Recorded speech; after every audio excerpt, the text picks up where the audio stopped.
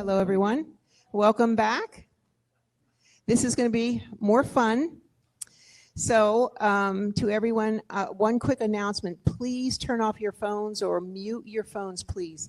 What we don't want is to have 370 phones pinging going off. And now the director and founder of the Disclosure Project, Dr. Stephen Greer.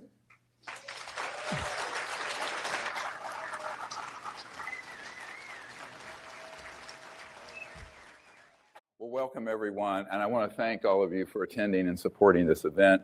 I will tell you right now that without your support behind what we're doing, this could never happen.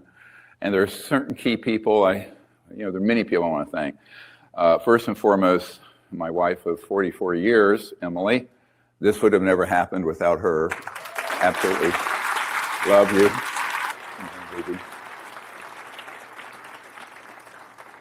And you probably have met Lara and Marcel, who've been organizing this for months, and Raven Nabolsi, who's sort of my right-hand assistant, Pat Pearsall, who introduced me, Justice Campbell, who's an American Airlines captain.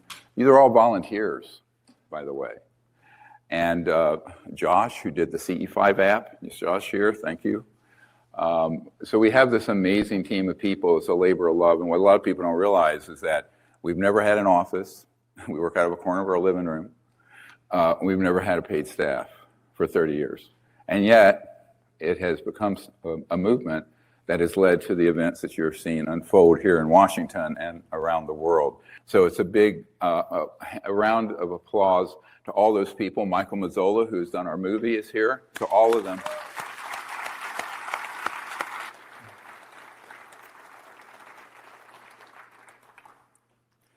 So one of the things I really want to emphasize is that this disclosure conference this weekend is the deeper dive in what we're going to just touch on at the National Press Club on Monday. So we're going to go until about 5:30 today with material I'll be presenting. We'll have 3 of the 5 whistleblower witnesses, military, corporate, today in the second half, who will be up here with me. They will share their story very briefly. I can tell you each of them could spend 2 or 3 hours in talking about what they know. And obviously we don't have that kind of time. One of the challenges, and this is the opposite of what most people face, most people have a paucity of information and perspective to share. We have way too much. And so I think that what we want to be able to understand is, how do you select that? And this is the very hard thing. How do you pick out of all that information?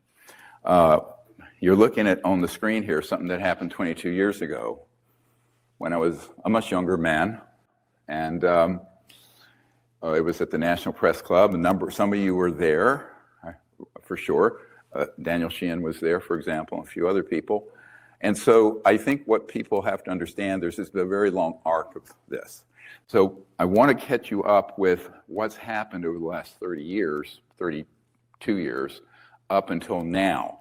But I first want to acknowledge the fact that this has been a process where we've had courageous people come forward now publicly for 22 years.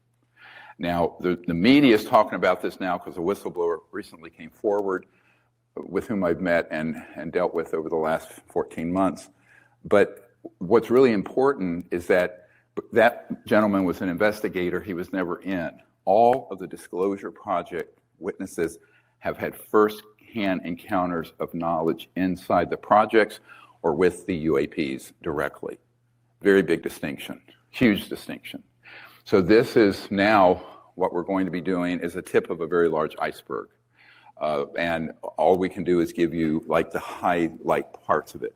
But just to give you an idea, those of you who haven't seen or read the book Disclosure or Unacknowledged, in those books we have the testimony, transcripts, and we also have on a YouTube channel the video interviews with about 70 of these top secret men, including, and this is just a short list, Jonathan Wigan, young man who was on the Bolivian-Peruvian border at a astronomy post that was doubling as a weapons tracking where they would track extraterrestrial vehicles and try to hit them and down them.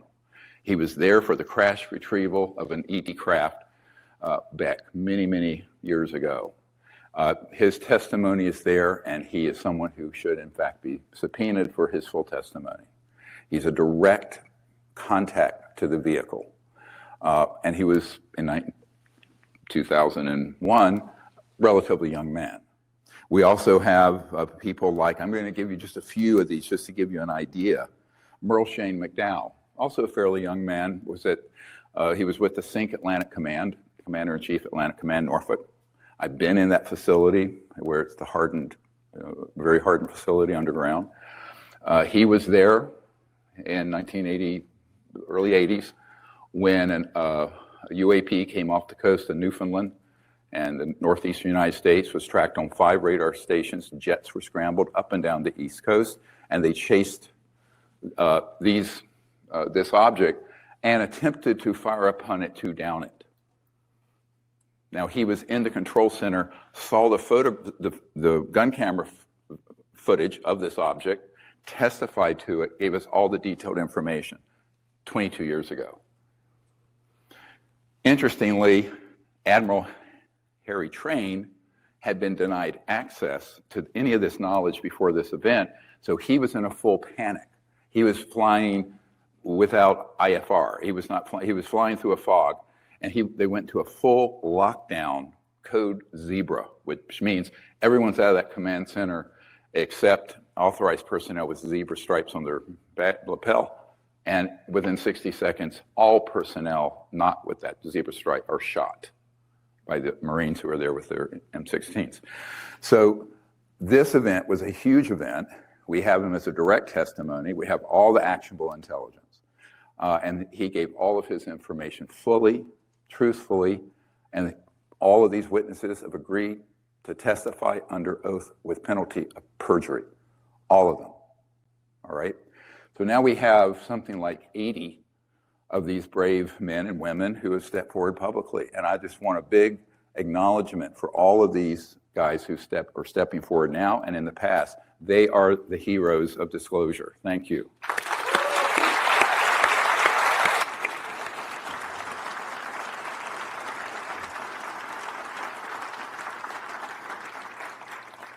And let's not forget my dear friend Sergeant Clifford Stone. He was on what used to be called in the 60s an NBC team, nuclear, biological, chemical. And that was the cover for them going out, retrieving, and he was on multiple extraterrestrial vehicle retrieval operations that now the media is all talking about. We have all of his documents, all of his testimony. It's in the disclosure book, and it's up on the YouTube channel. So it's there. Everything is there. It's hidden in plain sight. People just need to say, here it is. Additionally, we have people like Robert Salas and Dwayne Arneson, who independently, one was at NORAD, Arneson, the other one at the silo at Malmstrom Air Force Base, when one of these objects came over and took offline pretty much 18 intercontinental ballistic missiles. And interestingly, when I first met the men that were in the silo, Mr. Salas, he said, the message he got is not that they were attacking us, they were warning us that this madness, mutual assured destruction of thermonuclear war has to be avoided at all costs. And if you take it too far, we could shut these down so the beautiful Earth is not terminated. That was the message of that event. Now, charlatans in the media then grab some of these witnesses and flip them into it's Alien Invasion Week on the History Channel. That's not it at all. So keep in mind, one event, two narratives. The truth narrative and the narrative that serves the military-industrial cover-up project that eventually wants to unite people globally around a military junta. And I think this is a very important point about that case and the lessons I have learned since 2001. And of course, Major George Filer, Air Force, came into his command, McGuire Air Force Base in New Jersey in the 70s. And he came in to find out there was all this activity crating up an extraterrestrial being that was in a nuclear area got out of the vehicle, was shot and killed by one of the guards, and when he came in, that activity was all ongoing. And a very, very credible Air Force major. So that's just a few of the 80 that we have already in their transcripts and their testimony. So I very much recommend everyone online, and by the way, thank you for joining us. There are 20, 30,000 people, I think, right now listening, should look at that evidence, and so should members of Congress, and so should the Pentagon investigators. So that's just sort of a quick trip. And here's just a thumbnail. Isn't this beautiful? Look at this. You have, this is like 80 of them, and it's not all of them. So those are the ones who have already come on the record. We have their testimony, and we have their video up on our YouTube channel for the whole world to see. And millions of people have seen them. So what I'm saying is that this is part of a progression. Next.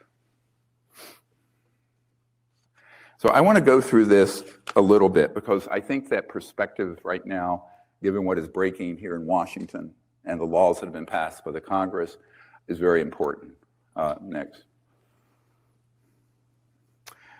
So just a quick trip through here. The organization, the Center for the Study of Extraterrestrial Intelligence, I formed in 1990. It's 33 years ago.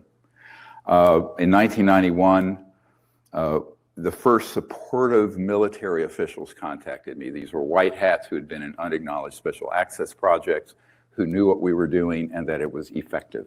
And now I refer to the very controversial CE5 contact protocols. A year later, in 1992, we were with a group of 60 people on a beach near Pensacola, Florida, where we were able to vector in contact, and there were 4 extraterrestrial vehicles that appeared, one of which was photographed and appeared on the front page of the Pensacola paper. That then put what we were doing on the radar of the CIA, NSA, and the Pentagon. And there were 60 people there, including an Air Force colonel and another Air Force pilot. A mass witness event. We have the video footage from that. Very poor quality. It was just somebody. That's the one where you hear the young guy going, "Holy damn hot shit!" Look, that good old boy from Louisiana. He was great. So you got to make this real, folks. I mean, it is real. He was very excited. Very adorable. Yeah. I thought it was great. Anyway, and so right after that, there was a conference organized in Atlanta the following month, April '92. And the head of Army Intelligence, General Albert Stubblebine III, and NSA operative and a CIA guy wanted me to come. They put me, I thought it was just me in the audience, they put me at the table and then took me to a hotel room afterwards and basically said, "What the hell do you think you're doing?" Because they knew we had broken the Rosetta Stone of contact, because it involves extraterrestrial technologies that interface with field consciousness and very exotic, what Neuralink's trying to do with Elon Musk right now, but in an applied way out under the stars. So they were very upset. They threatened me. And I said, "Look, I don't recognize your authority on this. Your projects are being run illegally. I'm a free citizen of the earth, and we are going to proceed." So if you know me well, you know that's kind of how I am. I get pushed on, I push harder. But that led to then me organizing with this wonderful man who's since passed away, Maury Albertson, who was one of the co-founders of the Peace Corps, and Dr. Brian O'Leary. And in Colorado State University, we're going to have this conference pulling together all the researchers. Before the public conference, we had a gathering at the St. Malo's retreat in Estes Park. And this is when the general who came offered me $2 billion and a board seat on the majority joint intelligence committee operations dealing with this. This is a serious offer of utter corruption and bribery. The money was going to be placed within my use out of a fund in Eastern Europe after the fall of the Cold War, where they had seized huge amounts of money, black money, slush money. I said, "No, thank you. I'm not interested." And so it goes. So this then progresses to we are continuing our efforts. More people from the government are reaching out to me. Now, keep in mind, I'm a young doctor with four little children and a golden retriever and a full-time plus working in the emergency trauma, all night, all day, that kind of stuff. So we decided, however, we needed to have an outreach to the Clinton administration. And so in the summer of 1993, I was invited to the Monroe Institute, where they've trained a lot of the CIA remote viewers and what have you, for a meeting to set up a team that would reach out to the administration, the Pentagon, so that we could deconflict and so our operations would not conflict with theirs. Basically, it was a deconfliction program between the CE5 contact initiative and the US government. A lot of people don't know this. I'm going through this so you have a sense of the progression of this. So we reached out and there were some people who found out about what we were doing through that network, wasn't involved, a CIA and State Department guy. He was actually State Department officially, but he was CIA. And also my senior military advisor, who had befriended me at that point, who was a Navy intelligence guy who had been in an acknowledged project. And one project he was in, $3 billion, no one outside that project knew about it. That's SAP, Special Access Project. So about then, a man contacted me from the Rockefeller family, George Lamb, his right-hand assistant, and said, look, we're very interested in what you're doing. We're organizing a gathering at the Rockefeller Ranch, the JY Ranch, in the Tetons. And I said, great, let's go. I'll be happy to come. But by then, we had already had a meeting set up at Wright-Patterson Air Force Base, where a lot of the original ET material was sent. And we were meeting with FASTIC, the Foreign Aerospace Science Technology Center. It had been FTD, the Foreign Technology Division of the Air Force. It's now called NAIC, National Air Intelligence Center. So they changed the name every decade or two, but it's the same entity with the same assets that are still there, by the way. Memo to the investigators in the Pentagon and Congress. So that meeting was to meet with the intelligence officials there. It was set up under the orders of J2, the head of Intelligence Joint Chiefs of Staff. At the time, that was Admiral Kramer, before Admiral Wilson, you'll hear about in a moment. And Admiral Kramer very much wanted us to take that meeting. The Air Force refused. He ordered the head of Air Force Intelligence to make it happen. And that's how that meeting happened. And it happened right after the gathering at the Rockefeller Ranch with a group of UFO researchers. Now, when I got to that meeting, Lawrence, Mr. Rockefeller, and some of the others had no idea what we were doing on this inside track, providing information to the US government and to the Clinton administration through channels that had reached out to us. And so they were kind of astonished. And I said, well, yeah, but it has to happen sometime. So that's how that whole early days started, just to give you this sort of overview, which most of you, I probably don't know this. As a result of that, I had a man reach out to me who had seen the report of our contact event in Florida in '92. He was head of the Arlington Institute, John Peterson. He wrote a book called The Road to 2012 under contract for the Coast Guard, but it was really for the whole military. And in it, he mentions, without naming us, one of the wild cards of the future would be a group of people setting up protocols. They make contact with ETs, and this whole subject comes out. Well, that didn't happen because you'll hear in a minute, the media doesn't much report on things that the CIA doesn't want them to. But nevertheless, that was in their report. Now, we weren't named. But he reached out to me and he said, a friend of mine who's been on my board is the incoming director of the CIA, R. James Woolsey, for Clinton. And they would like for you to meet. Now, Woolsey has since denied that the meeting was about what we're about to tell you. But one thing I found about Washington as a young and naive doctor, how do you know they're lying? Their lips are moving. Yes, I'm nothing if not honest and direct.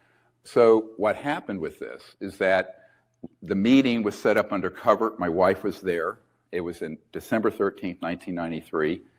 And the paperwork we have, which if challenged, we will release in full, states clearly the Clinton administration has been denied access to this. The CI director has gotten no information on this UFO subject, and therefore they want you to provide whatever information you have, because we had already started collecting a great deal of data, even by 93, 30 years ago. So the result, of course, was that the meeting took place, and he was very upset. It was a 2-3 hour meeting, cover story, dinner party, okay, out in Arlington. And so that's how the whole process began. Subsequently, the president did want to try to get to the bottom of this. And you're going to see in a little bit what happened as we go through this presentation. He was not successful at getting control over the project. So this brings me to a very key data point. No president since Eisenhower has had operational control and oversight, nor has the Congress, over the UAP UFO projects. They are a priori unconstitutional, illegal operations. We can prove this in a court, and we will.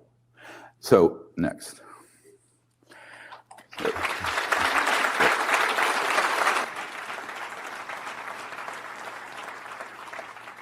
So we're going to roll through this, as fast as we can. 1995, we had the first gathering at Asilomar, California, of top secret witnesses, including a Russian KGB guy and Marina Popovich of the famous Popovich astronaut, cosmonaut family. And that was when everyone signed that famous letter to the Clinton administration from Project Starlight. So from 1993 until the late 90s, this whole operation was called Project Starlight. It was a code name that Mr. Peterson put on it, and it was not called the Disclosure Project because it wasn't public. We were trying to try to get the government to do things quietly before we did. So by the end of the 97 period, we had a meeting with offsite at the Westin Hotel in Georgetown here for members of Congress. So the chairman of the Government Reform and Oversight Committee came, Dan Burton, and a number of others. And that event had about 12 of these military whistleblowers and people who had top secret clearance who had been involved. We encouraged Congress to do what they're doing now. Now look at the date, it's 26 years ago. It's taking a lot of patience here in Washington. Things move very slowly, but now they're taking off. And so by 97, 98, I had concluded neither the Congress nor the president was going to act. And so we wrote an unless otherwise directed letter. What is that? It's a military strategy tactic that you basically write up through the chain of command and all the officials. Unless otherwise directed, this is our assessment, and this is what we're going to do, unless you tell us otherwise. So we wrote this letter. It's on our website. It's in the book. And it went to all the relevant agencies, return receipt requested, and hand delivered to a number of key people in the White House. We never, to this day, to this minute, have been told we were incorrect in our assessment, and it is as follows. The projects are the most illegally run projects in the history of the United States. They have escaped the supervision of the president and the Congress and key members of Congress, of the Pentagon. Because by this point, I had briefed the head of intelligence for the Joint Chiefs of Staff, Admiral Tom Wilson, who was flat out denied access and was threatened, and also threatened with a demotion, take a star off his lapel. That's a fact. And that was at a stand-up briefing at the Pentagon in April of 97. So by this point, I had concluded none of the congressmen had, at that point, the courage to move forward with a bill or hearing, and the executive branch had been shut down, completely waved off. And so we decided to start the Disclosure Project. And so here we are. And so during that period from 98, 2000, somewhere in there, we continued to do briefings, encouraging and gathering more and more of these whistleblowers. So by 1999, I had this meeting with the head of the Defense Intelligence Agency, General Patrick Hughes, as a last gasp attempt to get the legal government to get this under their control. Unfortunately, when we had the meeting, he went over to his bookshelf and took down a little ET doll like you'd get at a toy store And he's in a rage. This is General Patrick Hughes, the 3-star. He says, "This is all I've gotten for my inquiries about this through the chain of command and the Defense Intelligence Agency." Meanwhile, I had a top secret TSSCI guy in the DIA who had been read into the projects, but they were lying to the old man at the top. You cannot do this. This is absolutely insubordination and treason to do it. So here's the problem. That has gone through every branch of the government. We've been involved with every branch, from CIA, Pentagon, Congress, NSA, what have you. Now, are there people in those entities that know? Yes, but they're part of a clandestine organization and operation that is not being run constitutionally and legally. Therefore, all operations related to this, and all whistleblowers, and all content, material, extraterrestrial bodies, physical items, can be disclosed without punishment under the national security laws of the United States, because the underlying operation is a priori unconstitutional and illegal.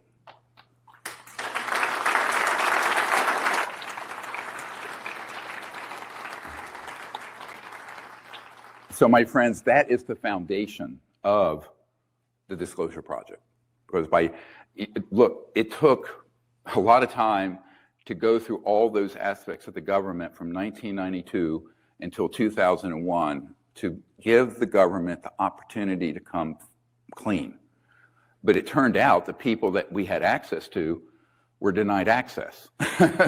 So they didn't have an all-access pass. They may have had top secret SCI. They might have been the president. They may have been the director of the CIA. They may have been the Secretary of Defense.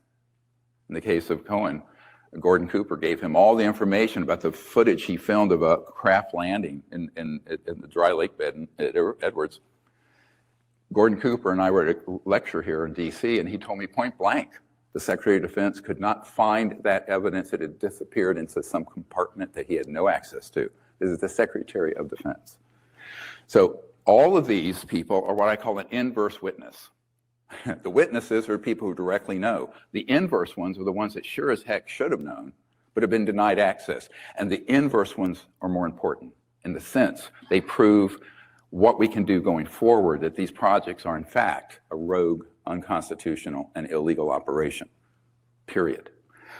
Okay, so you all know we did the 2001 press conference on May 9th. Andy Card was personally handed by one of our witnesses the big briefing document we did for the Congress and the President. All 565 members of Congress received this personally. They didn't act. It's taken a while. And so we just continued outreach to the public, building more witnesses and evidence. And then we started saying, you know what, we're going to start doing some documentaries. So we released Sirius in 2013 to educate the public. It became #1 in the world. Unacknowledged has had over 750 million people see it. That was 2017. Mr. Mazzola, the director, is here with us. 2020, Close Encounters of the Fifth Kind. And next, you'll see we just released, I think, is there more? Hello?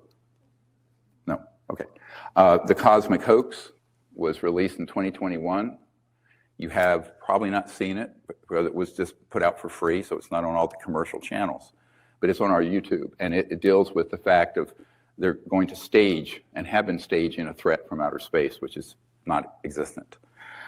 It's called a false flag. So we had the 20th anniversary in Scottsdale during COVID, and we had a Russian general disclose that one of their nuclear weapons was overheating, and an ET group came in. Everyone was sort of put in suspension, time-space suspension, and they fixed it so it wouldn't detonate. So the ETs are very concerned about these weapons, but they're not here to attack us. They're here to keep us from blowing ourselves to pieces. This is the narrative most people have flipped upside down through the counterintelligence and disinformation from the CIA, Hollywood, and the media. So eventually, progress. I mentioned this event in 2022 in February when a senior member of the U.S. government intelligence community reached out, and we began to help them figure out where this stuff is. And then, thankfully, finally, December 2022, they passed the National Defense Authorization Act, making a pathway for whistleblowers to come forward notwithstanding their NDAs or anything else, through the Arrow project at the Pentagon and give their testimony. And that information is supposed to be returned back to the members of Congress. Although we'll talk about this in a bit, it's not quite happening as accurately as it should. And the chairs of the co-chair of the Senate Intelligence Committee have written a letter concerned about that. In 2023, we began to bring the first of these gentlemen to the SCIF at Arrow, the Secure Compartment Information Facility. He is here with us today, a Lieutenant Colonel Heckert, trailblazer hero of the country. Thank you. So that is kind of caught us up to where we are now. Now, in this is a lot to unpack, but next. So this just goes through, I wanted to show you this slide. This is the letter itself. The AP had to sue to get this out of the Clinton archives. Next. All the people who signed it, Rockefeller's people, all the witnesses, Marina Popovich. Next.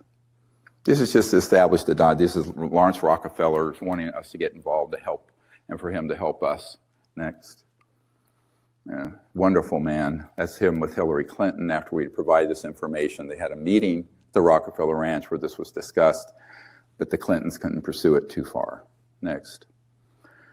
And then we have just more of this going back and forth with Lawrence and his team. Next.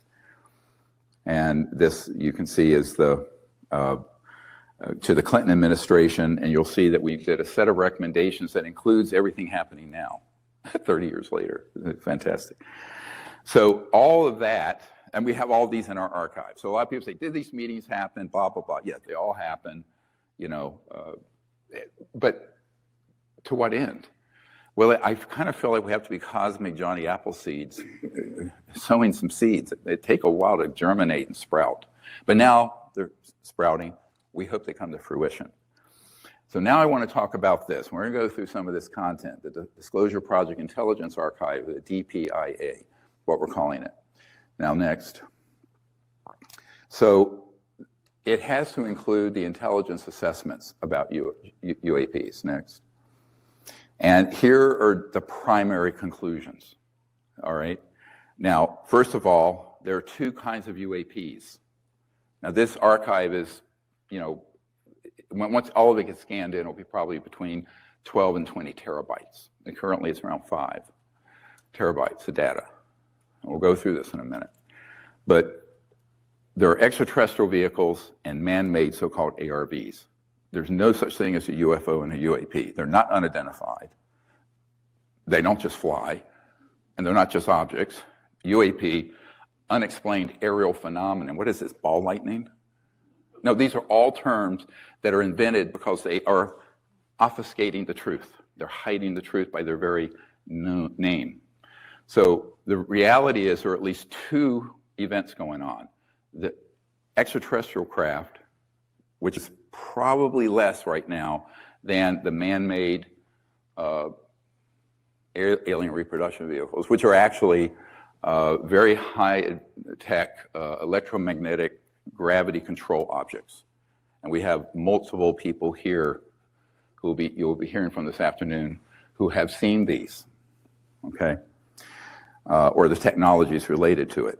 So the groups are not hostile that are off-planet, but they're extremely concerned about our hostility to the point of surveilling every single nuclear facility and incident, because when a nuclear or atomic bomb is detonated, an electromagnetic pulse goes out, but attendant to that, and you'll hear this tomorrow from Dr. Zahari, there's also a scalar type of energy that is through the entangled quantum entanglement aspects in physics, which means it goes out beyond our solar system. It scrambles and disrupts extraterrestrial communication and navigation. I'll be blunt. This is why, as soon as we detonated the first atomic bomb at White Sands in 1945, there were ET craft there. Why were they at Roswell? Because we had the only atomic bomb squadron in the world, the 509th, was at Roswell Army Air Base, and later became Air Force. But at that time, it was still the U.S. Army Air Corps. So this is the history, and the reason they are concerned is that we're not only becoming an existential threat to us, but to all life on Earth with these weapons, but we are actually viewed as a threat out there. So everyone likes to flip this around, that there's the alien threat. My friends, if you are thousands to millions of years technologically more advanced than we were in 1945 with vacuum tubes and no integrated circuits and nothing up in space, flying around in propeller craft or maybe early jets and rockets, if they were hostile, we would have had this enterprise on Earth shut down immediately. But they have the patience of Job to have put up with this nonsense for 80 years. So in reality, humans are viewed as the aggressors. This is a real problem. And people don't want to hear this, but it's just the truth. The technology's been studied and reverse engineered, absolutely true. And the breakthroughs in energy, propulsion, communications, which we'll hear about tomorrow morning from Mr. Hecker, are phenomenal. Faster than speed of light communication systems, tracking systems, and weapon systems, but also electromagnetic-gravitic, so-called anti-gravity, pop term, not what it really is. It's electromagnetic field propulsion, and energy generation. So we just released the Lost Century. Everybody should see it tonight, if you're not at the gala dinner. And it documents 100 years of this lost century of technology. And the importance of that can't be overemphasized, because it means that we could immediately get off oil, gas, coal, nuclear power, wind, solar, geothermal, all of it. And you would be able to have something that would sit on this podium, would run your house or your building or your factory, pulling energy out of this baseline 0-point quantum vacuum energy field, which is what ET craft are using. They're not using a rocket, for heaven's sakes. And but that would transform the world into a paradise. Poverty would be gone in 20 years or less, and there would be no pollution within 10. They would go down, and then we could clean up the mess we've made. This is a civilizational advancement that has been withheld for 100 years by corrupt interests in collusion, mostly corporate, with government entities that are not serving the interests of the American public or humanity. Full stop. Now, these also go into that these operations have been targeting ET craft using these technology. How do you go from interstellar capability and travel, go over Roswell and crash? Well, the UFO community, they say, well, there's a thunderstorm nearby. I assure you, if you can navigate interstellar space, you can make it through a New Mexico thunderstorm. Yeah, right? So this gets into this very important thing that we have a document from a field agent for the FBI to J. Edgar Hoover about this crash disk that they retrieved because we had switched on a new, quote, radar system. Now, let me explain military euphemisms. A radar system can be used to paint and bounce off waves off of an aircraft to track it. It's radar, is what you think of. But they can have embedded with them, piggybacked, an active warfare system, particularly electromagnetic warfare systems. That's what that was. It was an early scalar weapon system, and that's how those craft came down. So this has become a huge problem, because if you have the national military command authorities, often left out of this, the president and the Congress, now that wasn't true in 47, it is true now, not read into or controlling this, you have a rogue group that is a threat to peace here and peace elsewhere. That has got to be reined in and put under constitutional oversight and control immediately, as in decades ago. And so these end up being crimes against the whole world. If you look at what has happened, how many people die each year from just particulate matter in the air from pollution? 5 million. It's almost the number of deaths of the Holocaust every year. It's unnecessary because we don't need it. Now, the people who own oil fields won't like this, but after 150 years, they've had a good ride. They've made a few $1,000 trillion, have fun. They're not wanting for money. But And I just want to say, I do applaud the actions of the U.S. Congress, and particularly the 16 senators, that's 1/6 of the Senate, recently wrote a letter encouraging the Pentagon to increase the pace of this. There are some people who are really leaning into this strong, like Senator Gillibrand and Marco Rubio and Senator Warner and some others. And before he left, Senator Blunt. And they're very much keen to get to the bottom of it. And luckily now, they know there's something very real here. And so they're doing a serious investigation for the first time ever. And this is very good news, and I applaud them. Let's applaud those senators and congressmen.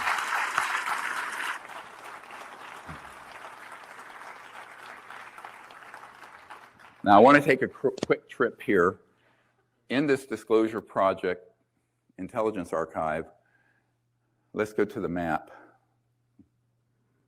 Hello? Next. What we have here is the sites, black sites, military sites, corporate sites, where we now have 145 of these that we've identified where these classified, covert, and mostly illegal projects are occurring. And they're all over the country and all over the world to an extent. Now, this is as of today.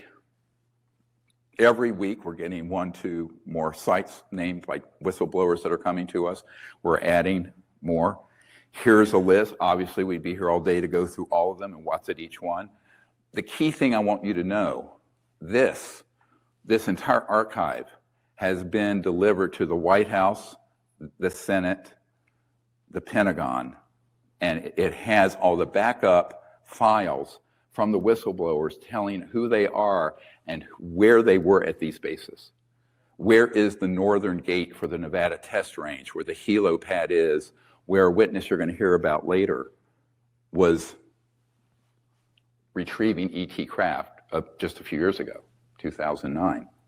So I think this sort of information is what we call actionable intelligence for the Senate investigators, for the Pentagon investigators, and I think also the Department of Justice and FBI, because these operations are being run criminally. And if you had the leadership of this country put under oath who are in the oversight committees and the White House, they do not know this is going on. And the fact they don't is proof of the illegality of it. And this just goes on and on. Now, I just want you to know this is a work in progress. It's being added to, but every one of these sites is based on, all these black sites are based on information from whistleblowers who we have debriefed and who have written us and who have given us the information of where something is. For example, we have one from the Dugway Proving Grounds, recently surfaced contractor for the C. Martin Corporation. He knew the Avery sector, he knew the building numbers, he knew where the underground, the DUM is, the deep underground military base is, and he knew what assets were there, including ours, the man-made UFOs, and the extraterrestrial one being studied. He also named a chief scientist who was there from the US government working on this. All that is in the Disclosure Project Intelligence Archive, all of it. It's all been handed off. So here's my message to Congress and to the White House and the Pentagon. No more excuses. You have everything you need. They have everything they need right now, I assure you. Great picture. Here's a facility most people don't know about, the Lockheed RCS Range underground entrance out in the Mojave Desert, taken by Michael Stratton, a little airplane. He was able to go there on a weekend close enough to snap this photograph. So this is where you can see they go in, they taxi, and then they go boom, underground. It's a big underground complex. People say, is this a myth? I go, no. Here's a photograph of it taken by our aerospace researcher and historian, Mr. Stratton. Next. This is a fun piece of the archive. We get things periodically. This is a apparent extraterrestrial being dissected between 1922 and 1928, according to the top medical historian in the world in terms of looking at the equipment. There's some damage on the emulsion. You can say this is a picture of a picture from the daughter, the granddaughter, I should say, of a woman who was at Los Alamos, worked on the A-bomb, and then was moved over to Roswell and was at Roswell when that event happened. She was called in to see a picture by a work colleague at Roswell, and he had this. Apparently, we're speculating here, but it appears that they had older retrieval operations going way back. And those files were brought in so that they would have some reference point for looking at and dissecting the bodies that were retrieved out of the Roswell event. So now we're trying to find other witnesses to this, but it's 100 years old. But this is just a very interesting factoid. This goes back quite some time, long before Roswell.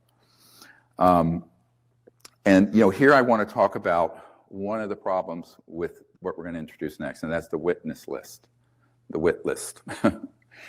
That witness list is now 752 people. Some of them are direct, some are POCs to them, points of contact. And it's growing pretty much every week. We're making a call today for more courageous people like our military witnesses here to come forward. But here's what somebody wrote to me. I don't think I'll be able to give y'all what you need in coming to DC. I'm a fully disabled vet, and the whole issue of Black Ops Division ability to act beyond any law, I just don't feel safe. I suffer too much as it is, etc. You can read it. Why am I sharing that? Because the 5 that are here are part of the 60, 70 we invited who are in fear of their life. And they're in fear of their pensions being taken away. So the people who are keeping this secret are thugs that are breaking every imaginable law in the United States, and they absolutely have to be put under control. So we'll just let this roll for a minute. You'll see that this witness list, we have the contact information blacked out. These names are the ones who have come forward, and we already have their testimony. All these that are named. It's about 100. It's a massive body of evidence. You can see these. We have published them. I encourage you to read. However, at about page 100, the rest are black, except the notes of what they're going to testify to. Now this file, in its entirety, this is just an Excel spreadsheet. The actual backup files with all the testimonies and all the correspondence and what these whistleblowers have told us are all in the hands of the U.S. government as of Tuesday, this past Tuesday. They have all this.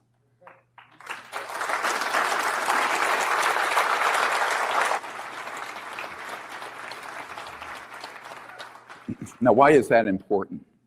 Because the news media, in reporting on the recent whistleblower, said, well, this young guy didn't have any direct information from being in these facilities. Every single one of these 752 people are not people who were tried to look into it but didn't get in. They were in, or they were accidentally in, or they came across it. Every one of them. There's none of them that are secondhand. Not one. And this is a very important distinction. And I think that the media and the Congress and the Pentagon need to understand this is 30 years of our work. Look, we've spent millions of dollars doing this. We're giving it for free. We just say, please, dear God, get to the bottom of it, fix it. Now, we're running out of time to fix this problem. I'll tell you, absolutely we are, and you'll hear that tomorrow. Why we're out of time. Tick-tock, things don't stand still. 80 years into this charade, time's up. And we need to let it be known that these corporations and operations that are being run illegally, you are out of time also. And we will take all actions to correct that. We will.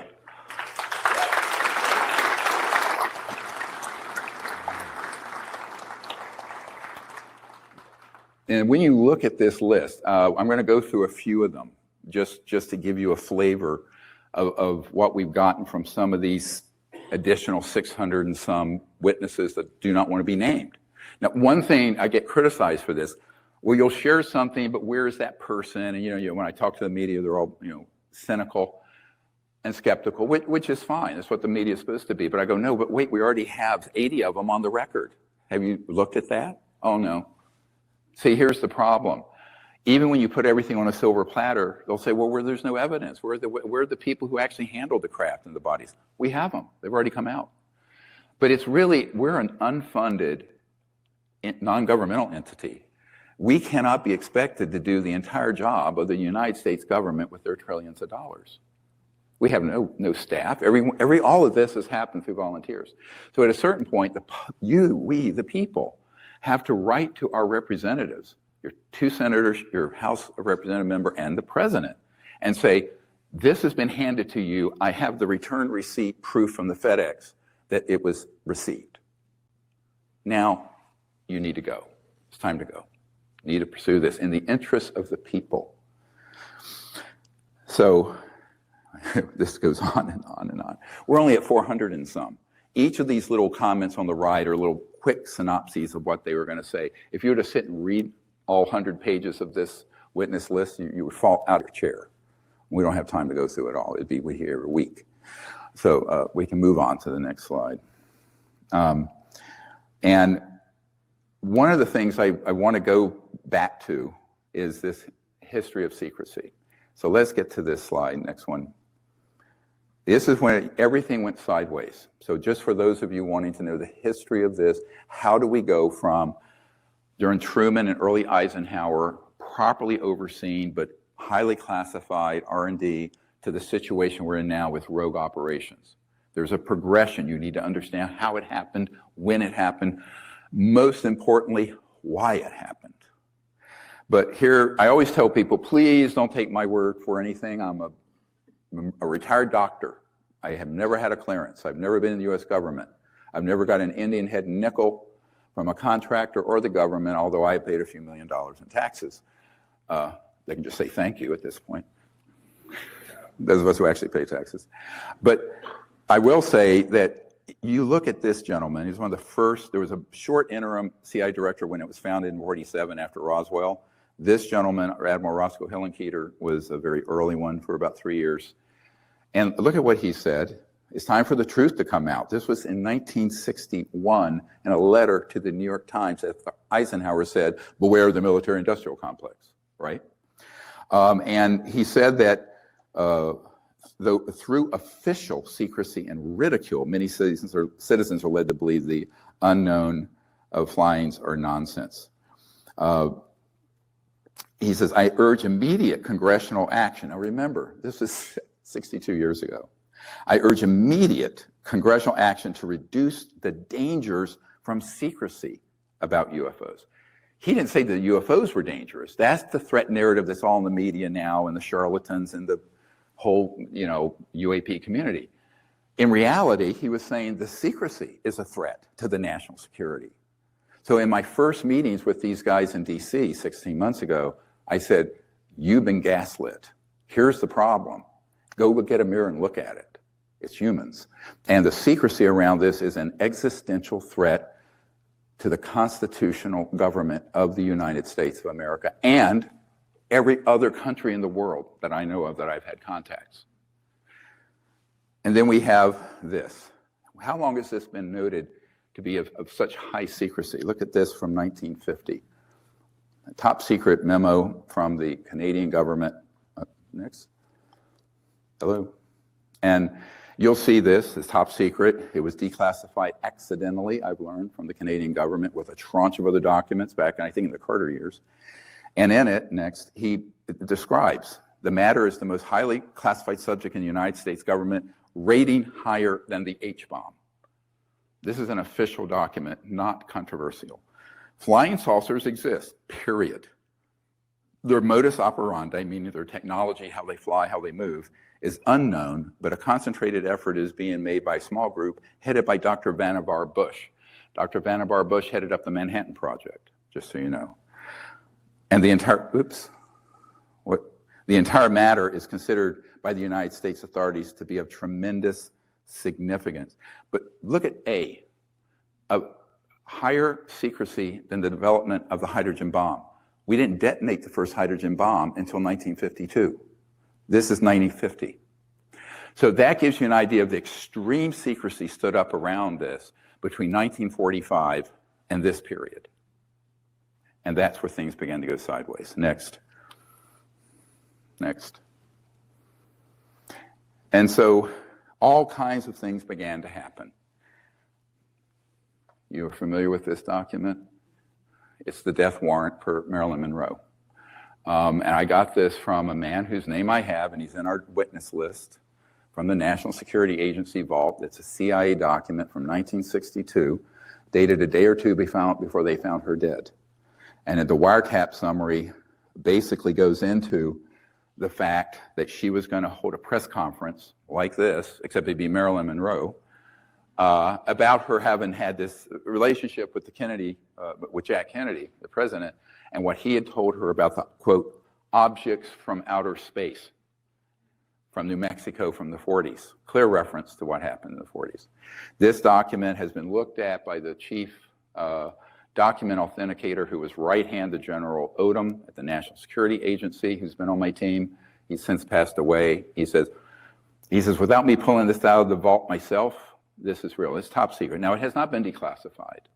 And when he gave it to me, he sent it to me in this huge Xerox sheet. We still have the original in my archive. I said, that doesn't matter. We've already declared these projects illegal a priori. I don't care if it has a top secret stamp on it. We're releasing it.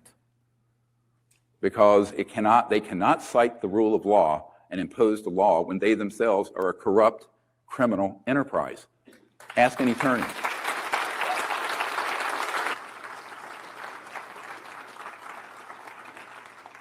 Oh yeah, and I got a death threat for doing this. I said, oh, go away. I'm in the ER with, gang members with Tech 9s in my face. Okay, next.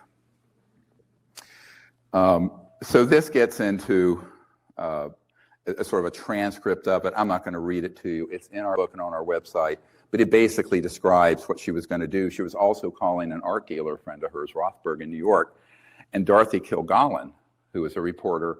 Kilgallen is the one who got Lord Mountbatten and the royal family interested in this, because Lord Mountbatten, as you know, had one of these objects land on his estate.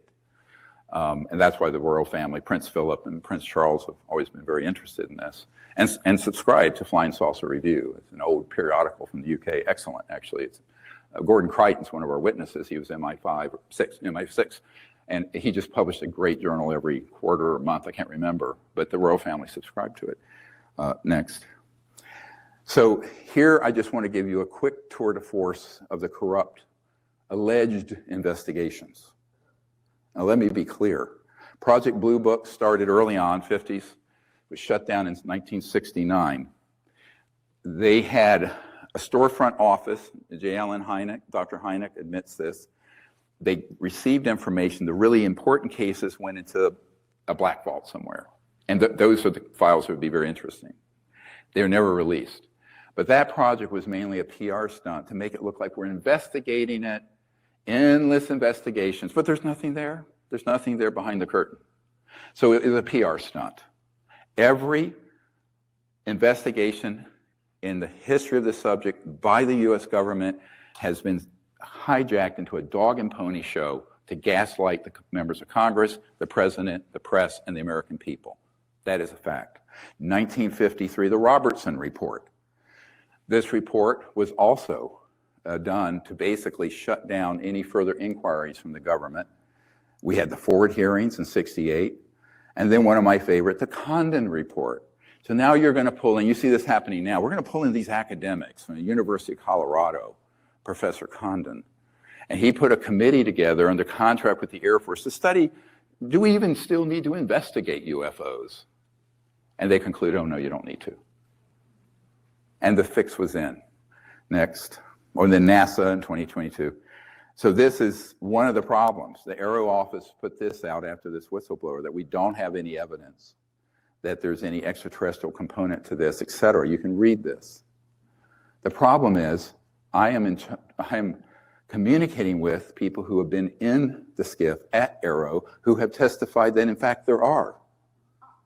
Now, either this spokeswoman is lying to the American public or she's not being informed by the people who are doing this. But either way, this messaging, I'm saying this right now, this came out this week, needs to stop immediately. You cannot misrepresent and lie to the American public. Say no comment, but do not put out a statement that is a bold-faced lie, which we can prove is a lie. Next. Now, one of these things, these are just sort of the highlights of some of these documents we got after I briefed the director of the CIA. The debunking aim would result in reduction in public interest in flying saucers, which today evokes a strong psychological reaction. This education could be accomplished by mass media, such as television, motion pictures, and popular articles. This is this Robertson panel trying to shut down public interest in this through psychological warfare and counterintelligence in 1953. This document is many, many pages long. We have it, it's in the archive. We have tens of thousands of pages of government documents like this in the Disclosure Project Intelligence Archive. Someday I'd like to have all of it up on the internet. If somebody knows how to build an internet site and create a database for 8 terabytes of content, give me a jingle. All right, I don't know how to do that. Next. And so this is Professor Condon. I already mentioned him. He was an agent of the CIA next. And here we have a document where it basically is talking about they didn't want, you can read this on your own, he was an asset of the CIA and admits it here, but we can't let the public know that he is. So this was supposed to be an independent academic study. It was tainted and it was a dog and pony show, and we can prove it. We have the documents to prove it. We also have next, here is a blow up of it. Any work performed by, next, to Dr. Gordon Condon in his investigation will not be identified as work accomplished by the CIA. So in other words, it's work accomplished by the CIA, but we won't identify it as such. This is clear corruption by the CIA on an internal investigation where they are banned from doing things like this in the United States. They're only to be foreign operations. And they're corrupting this study presented to the public as an academic impartial study. And here's the proof that it was corrupted from the get-go. This is an official CIA document, officially released by the CIA that we got. Next. And this goes on about, this is more documentation next. So, visit of Dr. Condon for this. So it goes on and on. There's all these, this is 67. The Condon report 69. So he was an operative for a few years being put in place to set up this fake study. We cannot let that happen again, my friends. We have to be watchdogs of these studies being done by Aero, NASA, all this, all the alphabet soup, because they will be corrupted this way if we don't watch out for it. Next. Here's a man, great man, one of our Disclosure Project witnesses, Dr. Robert Wood. He was the McDonnell Douglas aerospace engineer, Phantom Works, it's now part of Boeing. And when you can go to the next slide, he stated this: I wrote a letter to Condon suggesting that it might be helpful if we were to establish this group in 2 parts, and believers, disbelievers, and stuff. Basically what happened, he came in with a suitcase full of evidence because he had been sent by old man McDonnell to investigate the UFOs way back, the McDonnell Douglas founder. And Condon, when he realized he had hard evidence and cases, went to James McDonnell. Look at this. So Condon was so furious, he went to the head of McDonnell Douglas to get him fired. He threw him off the committee. So in other words, our minds are made up. Someone who had evidence, dispositive proof, was thrown off the committee. This is what's happened over and over and over again with all of these US government and academic reports. Next. Now, I just want to mention this gentleman. We have a man here who will speak a little bit later, I hope. James Goodall, renowned aerospace historian and illustrator, is here. So one of our VIP guests. But Ben Rich, head of the Lockheed Skunk Works, through the great work in sleuthing of Michael Schratt, we found this correspondence. Next. A friend of his wrote and said, you know, are these man-made or are they extraterrestrial? Now, this is out of their own archive. This is the man who wrote it. This is his letter. His wife, I believe, gave it to Mr. Schratt. And here's Ben Rich's reply. Next. Dear John, yes, I'm a believer in both categories. And if anything, I feel anything is possible. Many of our man-made UFOs are unfunded opportunities. I mean, they'd have huge value if they were deployed for commercial, normal use for humanity. And so he acknowledges that there are both, that we have these, and he just says many of our, look at the letterhead, Lockheed Advanced Aeronautics Company. See the letterhead? So people say, is this some kind of conspiracy theory that these things exist in these aerospace giants? I go, no. The head of the Lockheed Skunk Works admitted that they have these UFOs. And some people call them ARVs, alien reproduction vehicles, because they were helped be developed from studying the extraterrestrial material. Next. So here we had this from Mr. Goodall. Next. I mentioned that already. One of the things that is interesting, I think a week or two before he died, Mr. Goodall testified at the 20th anniversary of the Disclosure Project that he had, in fact, talked to him, and he said, the things that are out there in the desert are like beyond Star Trek and beyond, and we've already done it. Amazing, yeah. Later we'll be able to ask him to come up. Now I want to go through some of these witnesses not here. Why do I want to do this? Because they've given us this information. They are not comfortable yet being public, but I think it's important for you to know. Here's one of the incoming letters from this one witness I just called TB. And he was cleared across 16 to 18 of these unacknowledged special access projects with the Technical Management Office in the Pentagon and other operations in the sub-basement of the Pentagon. And also he was a CID investigator for the Pentagon. Next. And so these are some of the events that he got involved with. This is artwork from Mr. Schratt and his team. One of these crash retrieval operations in Lawton, Oklahoma. And these are illustrations based on his testimony and information he's given on some of these mishaps and downings. Here's a drawing of the shape of the object on in, and then a top view. And next. They're quite interesting aircraft. And next. These are great. I love this artwork. Here's one of the small bodies. About, some of them around 3 feet length. Now, people say, where are the whistleblowers who handled this? We have them. I've debriefed them. They need to be protected.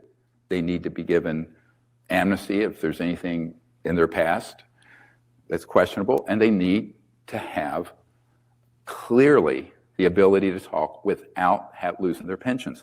This man signed an 80-year non-disclosure agreement. He's a disabled veteran. He's a hero of the country, but he doesn't want to lose his pension because he was a career military and then career civilian government. And so he's just scared because he's a deep insider who was in these programs for 10 years. From 2000 up through 2010, 11, like that. So next. This is just showing one of the underground facilities he was in that monitor these sort of activities. Here's one that is being studied. There was an underground facility where one of these craft was being studied by a group of folks. A scandal happened where a 3-star general brought in a girlfriend who was an executive with Booz Allen Hamilton, who was not cleared to be in there. And this witness, TB, got involved to look at prosecuting the general for violating that security protocol. But it turned out nobody could prosecute him. He became an untouchable. He did lose a star. He went from a 3-star to a 2-star. I have the general's name. He's still living. He can be subpoenaed. And he should be. Next. And this is one of these battlefield weapons where you can put an electromagnetic device on it, which renders them completely invisible. All kinds of applications to these technologies. Next. So here's the other one I want to go. I'm going to go through these fairly quickly because in the interest of time, I want to give you a flavor of these guys that are in the archive who aren't here. That's what I'm trying to do.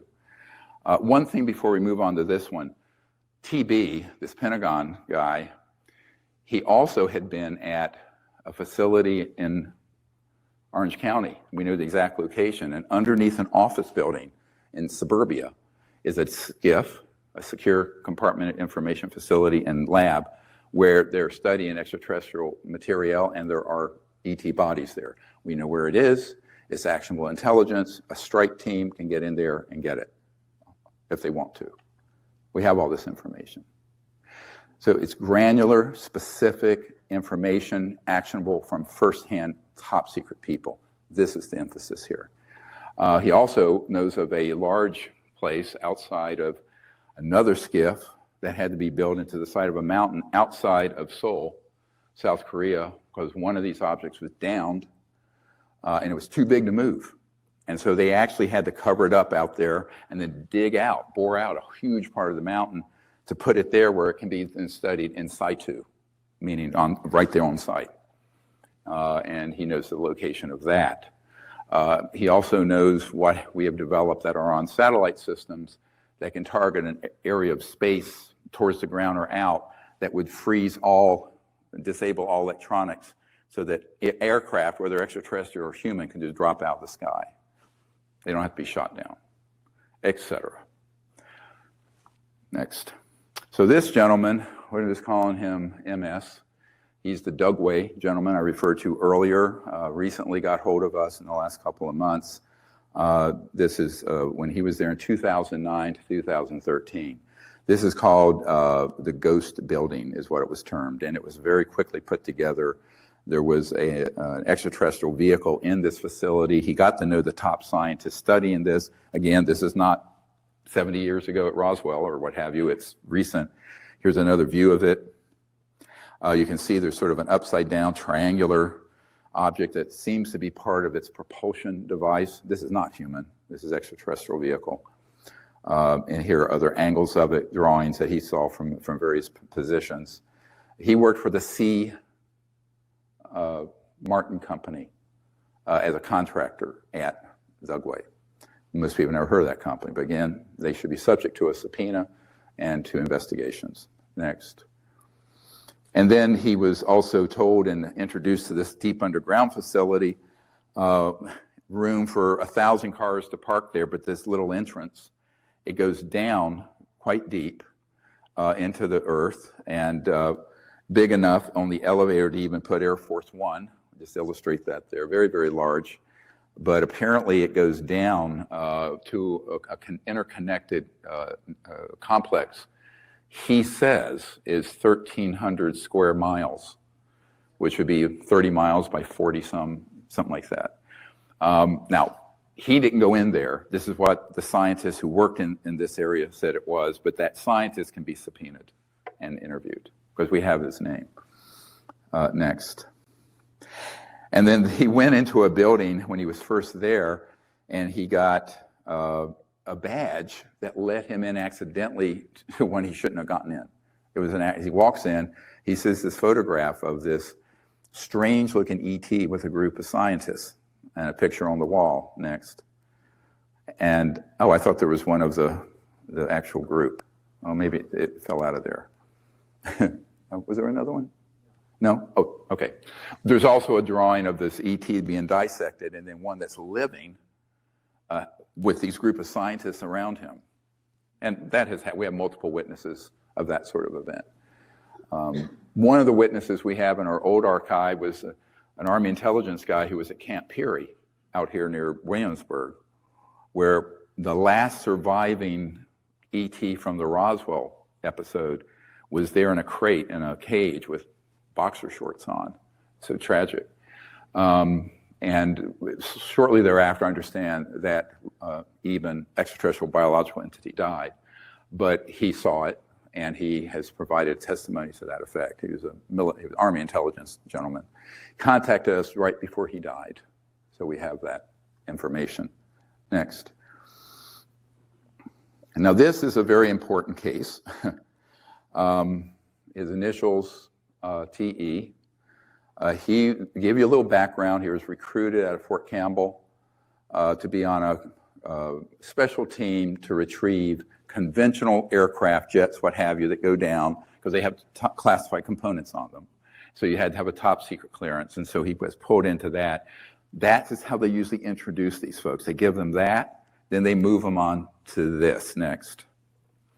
So after he did some of the conventional retrievals of mishaps and accidents, he was moved into a special unit out of the Northern Nevada test range, where the nuclear weapons testings took place. And there's a helo base there, and he knows where the gate is, all the details of this. And this was recent. This was in 2005. And there was this is one of ours. You can see the rivets and the seams. Not extraterrestrial. They don't need seams. And this are rivets. I'll tell you how they're manufactured later. But this was the schematic of what he retrieved. This is a man-made, probably it's either a Raytheon or Northrop triangular anti-gravity craft. Now, he didn't know which corporation built this one, but we have witnesses here you'll hear from today who one of them was a Raytheon contact who saw those next. And this was later, after he did some of those initial retrievals, and we have many more events like this. Each of these witnesses could be an hour. I'm just trying to run through quickly. And this was an extraterrestrial vehicle we had stunned with an electromagnetic directional weapon, and it went down on the northern range, but it did not get damaged too bad. It was stunned. And initially what happened, they came in, the Delta Force guys were in charge of the operation. He said I was a garbage man, meaning he was just a guy to be in a hazmat suit picking up pieces. He literally says that's all I was. Sometimes these, lower ranking people are the ones who really get to come forward because they weren't in charge per se. And here's the drawing of the operation. The helicopter came in, unloaded the whole crew, Delta Force, and then his other folks. He knows the names of his colleagues, but most of them were cover names. There was an alien reproduction vehicle in the air above it. At some point, this thing started glowing and coming back alive, and this man-made ARV took off, boom, because it knew it needed to get out of there. As the chopper in the air, all personnel on the ground, just like the Russian general talking about that a nuclear weapon overheating, they just basically became frozen, not hurt at all. An ET, two ETs actually came up to him. So we can just stay right there. And then what happened is when it started doing this, shortly thereafter, after he had a little bit of communication with these two ETs, they were teleported instantly. The helicopters, the men, everything back to the helicopter base. Just like that. And the ETs didn't hurt a soul, but they moved them on, and they warned him that you need to immediately stop doing this. We're not going to put up with this anymore. It was a very clear message to this witness.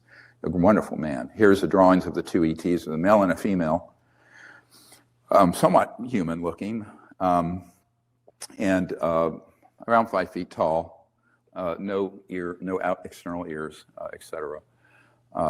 And this thing gets into a more complicated. All of you know about alien abductions. Here's the guys doing it. They're ours. These are special project. He was, long story short, he wanted to leave that unit after he realized what we were doing to these ET craft and that it was immoral and unwarranted, but they didn't want him out. And his father and uncle and grandfather had been involved in these projects. Often these people are familial, going all the way back to World War II and before. But his uncle was a very high-ranking Navy guy, came and got him out of that Nellis base. And then after he got out, he thought he'd be killed. They threatened him, everything. This particular event happened where he was driving back near his home in the northern Midwest, and he was driving along. His car comes to a stop, daytime. There's one of these ARVs there in the air, man-made. And then he looks, and there's this guy at his door. His engines won't move. Everything's frozen, electromagnetically stopped. And he realizes he's going to have something very bad happen to him. So he flings his door open. He was almost paralyzed, but he had enough willpower to, boom, knock this thing onto the ground and kicked the stuffing out of it, thinking it was a biological ET or something. And of course, when he opened it, take a look what's in there. Integrated circuits, fiber optics. This is a robotic with a skin, he said, looked just like skin. It's one of the, quote, gray ETs. And he describes here how they move. They're very robotic, move very specifically. And these have been used for a very long time using man-made UFOs and these creatures to commit human abductions so that the public would think we're under alien attack. It's all a psychological warfare operation, every bit of it. Next. And then we have this gentleman who was at Guam, 2009. This is a Coast Guard ship, the buoy, servicing buoys out there. And they were called in on emergency assist because of a Japanese trawler, next. And this is his letter to me describing the whole incident. His name is redacted. And this was his ship. And it turned out that in a Japanese trawler, there was a craft that was stuck in the huge fishing net. And it was an extraterrestrial vehicle. And so they were called, they actually commandeered, they didn't, but the Marine Force there commandeered the Japanese trawler, civilian, and said, you're stopping right here. And they put this in. This was so heavy, it tilted, 20, 30 degrees, their ship. They thought it was going to capsize. So he actually was above board. Most of the men were forced to go beneath deck. Windows blacked out. We're not allowed to see this. He actually touched it. And he said it was seamless. He took, I think it was a rock or something, tried to scratch it. You couldn't do anything at all to affect the surface of this object. Next. And now I just want to share this. So we have this man's testimony. We're going to run out of time for me to share all of it. But I know Sean Ryan, thank you, is here. This is not far from your home in Nashville. There's a black site, 160, in Tennessee, outside of Nashville, in a remote area, that is using ARVs and criminal psychological warfare operations. Oh, here it is. And if you look at this, what he's describing are these ARVs, although these were more the triangular ones, whereas you'll hear from Mr. Herrera, his was more circular, that were involved in running drugs and doing all kinds of atrocities. Now we know where this site is. We have it on a map. We have his testimony. He can be, deposed in a subpoena. He did not want to come. He almost was about to come. He just got cold feet. Often happens. Again, I've seen this so many times, and I have complete sympathy. And this is, I'm telling you, the guys that are here are absolutely courageous.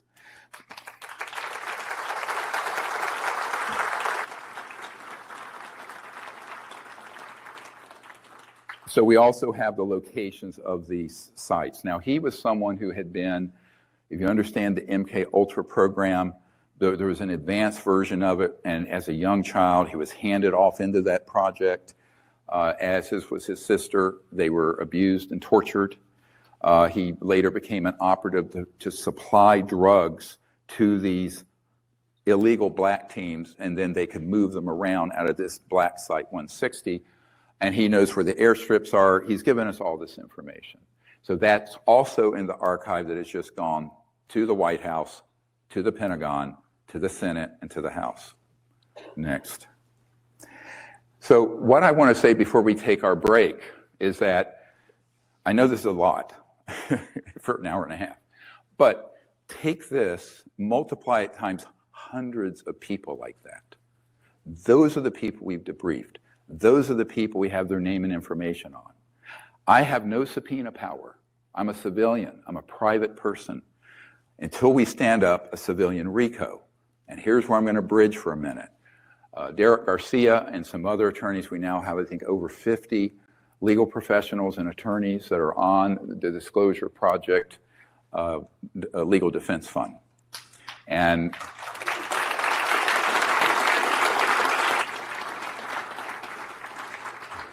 we need to stand up major funding for that, because even though all these attorneys are pro bono, the out-of-pocket on it is going to be very, very high. I can't imagine we would need less than $1 million or so. But so far, we make things happen whether we have anything or not, frankly, due to guys like you who support the project and donate and contribute. But I think that what you need to take away from this is that these cases I shared are a quick tour through this. But in reality, it's the teeniest tip of the iceberg of what we have. And this is name, email, cell numbers, DD-214s, site locations, operational details, etc. So the media needs to understand this is what we have. Some of those folks are here coming forward. But the Congress, the Department of Justice, and the Pentagon investigations need to then start doing their job on behalf of the American people and for humanity.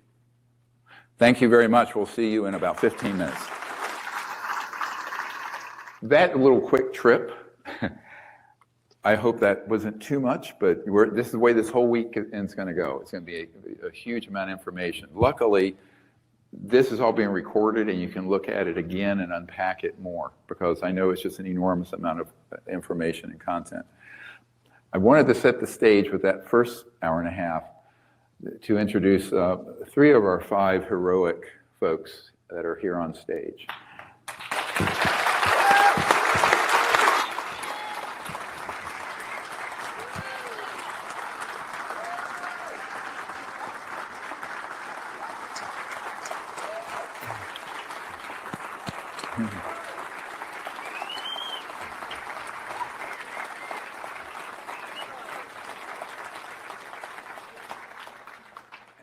And one of the things I want to say is that if we can have these gentlemen come forward, and then there are others being prepared to come forward, like the whistleblower earlier this week, but we really need the people who are on the inside coming forward, like the gentleman, the snapshot of those 3 or 4 witnesses that couldn't be here yet. Because there is credibility in numbers, there's strength in numbers, but there's also safety in numbers. So, and I think we need to turn this into where there's a torrent instead of a trickle of men of courage, because, you know, the saying, if good men do nothing, evil will prevail. So this is a time for people to come forward and show the kind of uncommon courage which obviously these gentlemen possess. The first person I want to introduce is Stephen Digna, Jr. He's another Stephen, spelled the same way as mine. He's an Army, a former Army, a veteran, who was at Fort Irwin, California, and had a singularly important series of events happen. He obviously has some disabilities. I don't know if you want to speak from there. I actually would prefer it, sir, just because. Yep. Is there a portable mic for him, folks? These are empty. I've got it in my lap. Oh. It'd been a snake, it'd have bit me, as they say in North Carolina. It is, but if you want to be comfortable there, just be comfortable. Okay, you can stay right there. So I just wanted to let you know that Mr. Digna has a very long story. His account is really, I would say, 2 or 3 hours, really, to unpack it all. And so he's going to share with you the highlights. I can tell you, all 5 of these gentlemen have been through the SCIF at the Pentagon and Arrow that we've arranged. They had more time there than here with this schedule. But I do want to then introduce Stephen Digna. Thank you.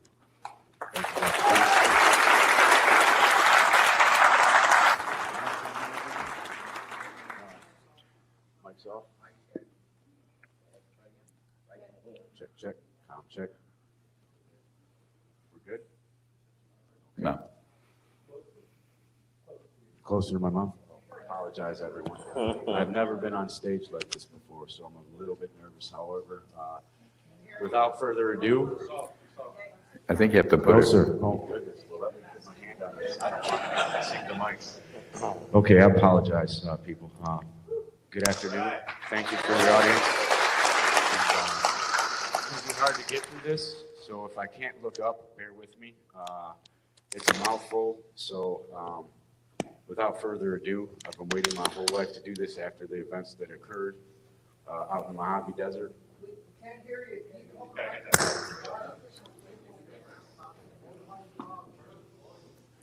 Maybe if you hold it here and then hold it there. There you Check, go. check. Are we okay? Need a better mic that he can Okay. just, you know. All right. All right, without further ado, my name is Stephen Michael Digna Jr. I'm a former sergeant in the United States Army. I've been in active duty service in 1999 and served until 2000. I was assigned to the United States Army, Fort Irwin, California Training Center located in the Mojave Desert, inside Death Valley near Barstow, California in April of 2000. The base code is W4J 9er Alpha Alpha. Inside the, I was assigned to Alpha Company Operations Group, Live Fire Combat Engineer Division as a computer support systems team manager, as a team lead. The following testimony is true and as accurate as can be to the best of, at this time, to the best of my ability, and I'm prepared to swear to this testimony under oath and before the Senate and Congress. The following testimony is as true and accurate as it can be at this time and to the best of my ability. I acted as the hub between the operations group intelligence planners, the ground team, Air Force, and the Star Wars program. In July of 2001, while observing a live fire exercise or practice, I saw at eye level from an observation deck at approximately 3 stories high from the desert floor, a craft in the distance, approximately 200 feet off the ground, measuring approximately 172 foot across at the center of the bunker observation deck. The image, it was strongly resembling a hovering B-2 Spirit. I mean hovering, it was stationary. Andy be showing his pictures. Upon first glance, my eyes were adjusting to the darkness. But I could see 7 lights in a V-shaped formation. After that, I closed my eyes for approximately 30 seconds. I allowed them to adjust to the light conditions. We were running red lights throughout the bunker due to the current live fire exercise, which was interrupted by a call from the range. There's a ceasefire. They said, "We've got lights above the range. When the range is hot, that's a no-go." This was unscheduled. Once my eyes adjusted, I could make out the general shape of the craft. There were 2 men from Raytheon present. I quietly pulled my MVGs, my night vision goggles, out from my pocket and looked at the craft. It appeared to be generating 7 lights along its wings underbelly. As I shifted to my stance, another smaller craft oriented on the right side and at the same height as the first craft, approximately 75 to 100 yards to its right. The second craft was jet black, V-shaped, pointed towards the first craft. This craft had equally joined spaced rectangular sections forming the hull. The craft had a gimbal or rack system that deployed from the bottom of the craft. The craft was approximately 5 to 6 of these gimbal systems emitting light were pointed directly at the first craft. The second craft size was very hard to distinguish due to the angle and orientation. However, I approximated that one wing seemed to be the length of the F-16. It had no lights other than the gimbal lights, and it was jet black. The other B-2 looking craft seemed to be matted black or gray. One of the 2 men from the Raytheon department on the observation deck with me noticed I had the night vision goggles on. He had looked at me with a disapproval, probably a little anger that I had these on. Those 2 gentlemen calmly went inside. I took another quick look with the night vision goggles. The mood had shifted. I was either in trouble or got them in trouble, but that weight comes with the position. So I just headed back into the bunker. The reason this event was not reported up the chain of command is due to the fact that this was not unidentified. This was ours, and was in fact a part of my recruitment process into the programs.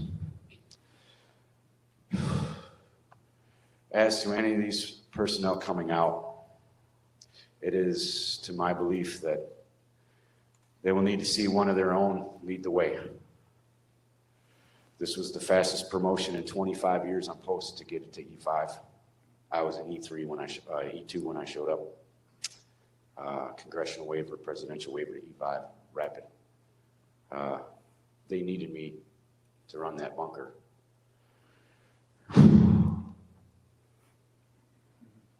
Sorry, I'm seeing the faces of these men right now, and all the men on the battlefield, all of my observer controllers, and everyone that called into the Voice of the Desert in 2000, 2001. This is for you, and all of the men overseas, all of the people on the planet, everyone here in this room, and for the love of God and all that is good, I hope that this can heal the planet.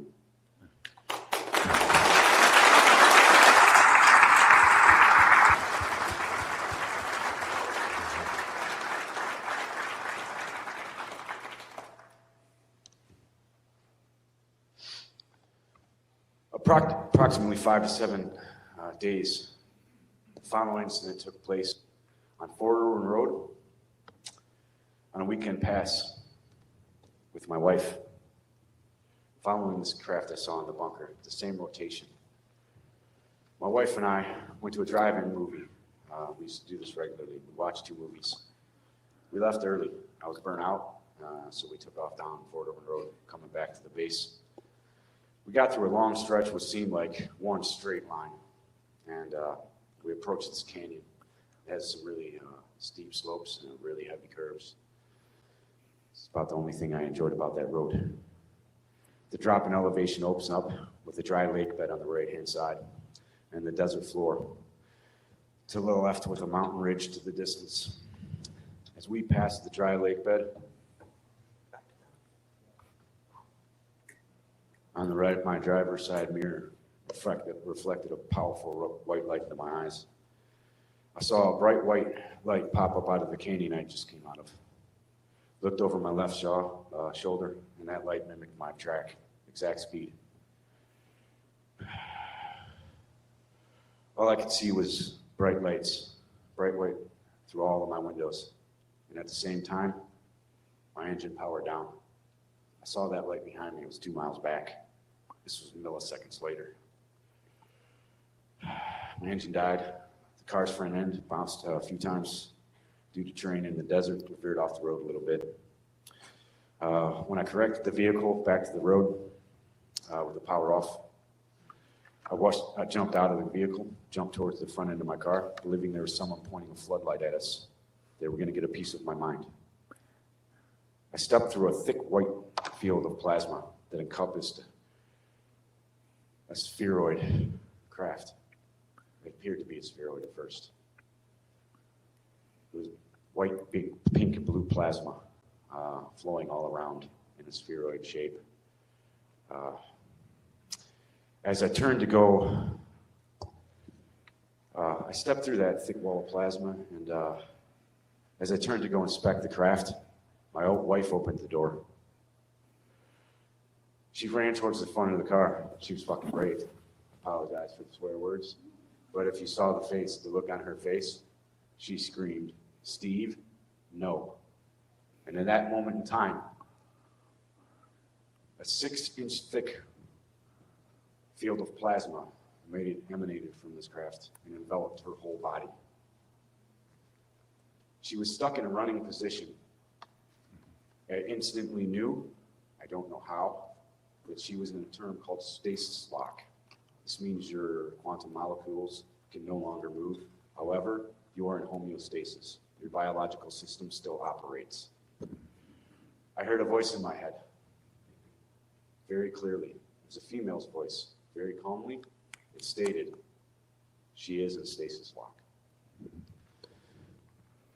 Relieved that she was safe, I started approaching the craft for further inspection. The craft and the nose of my vehicle were at a 90-degree intersect. It was at the front of the craft. If you're looking from a bird's eye view, looking down, it would be an L-shaped formation, nose to nose.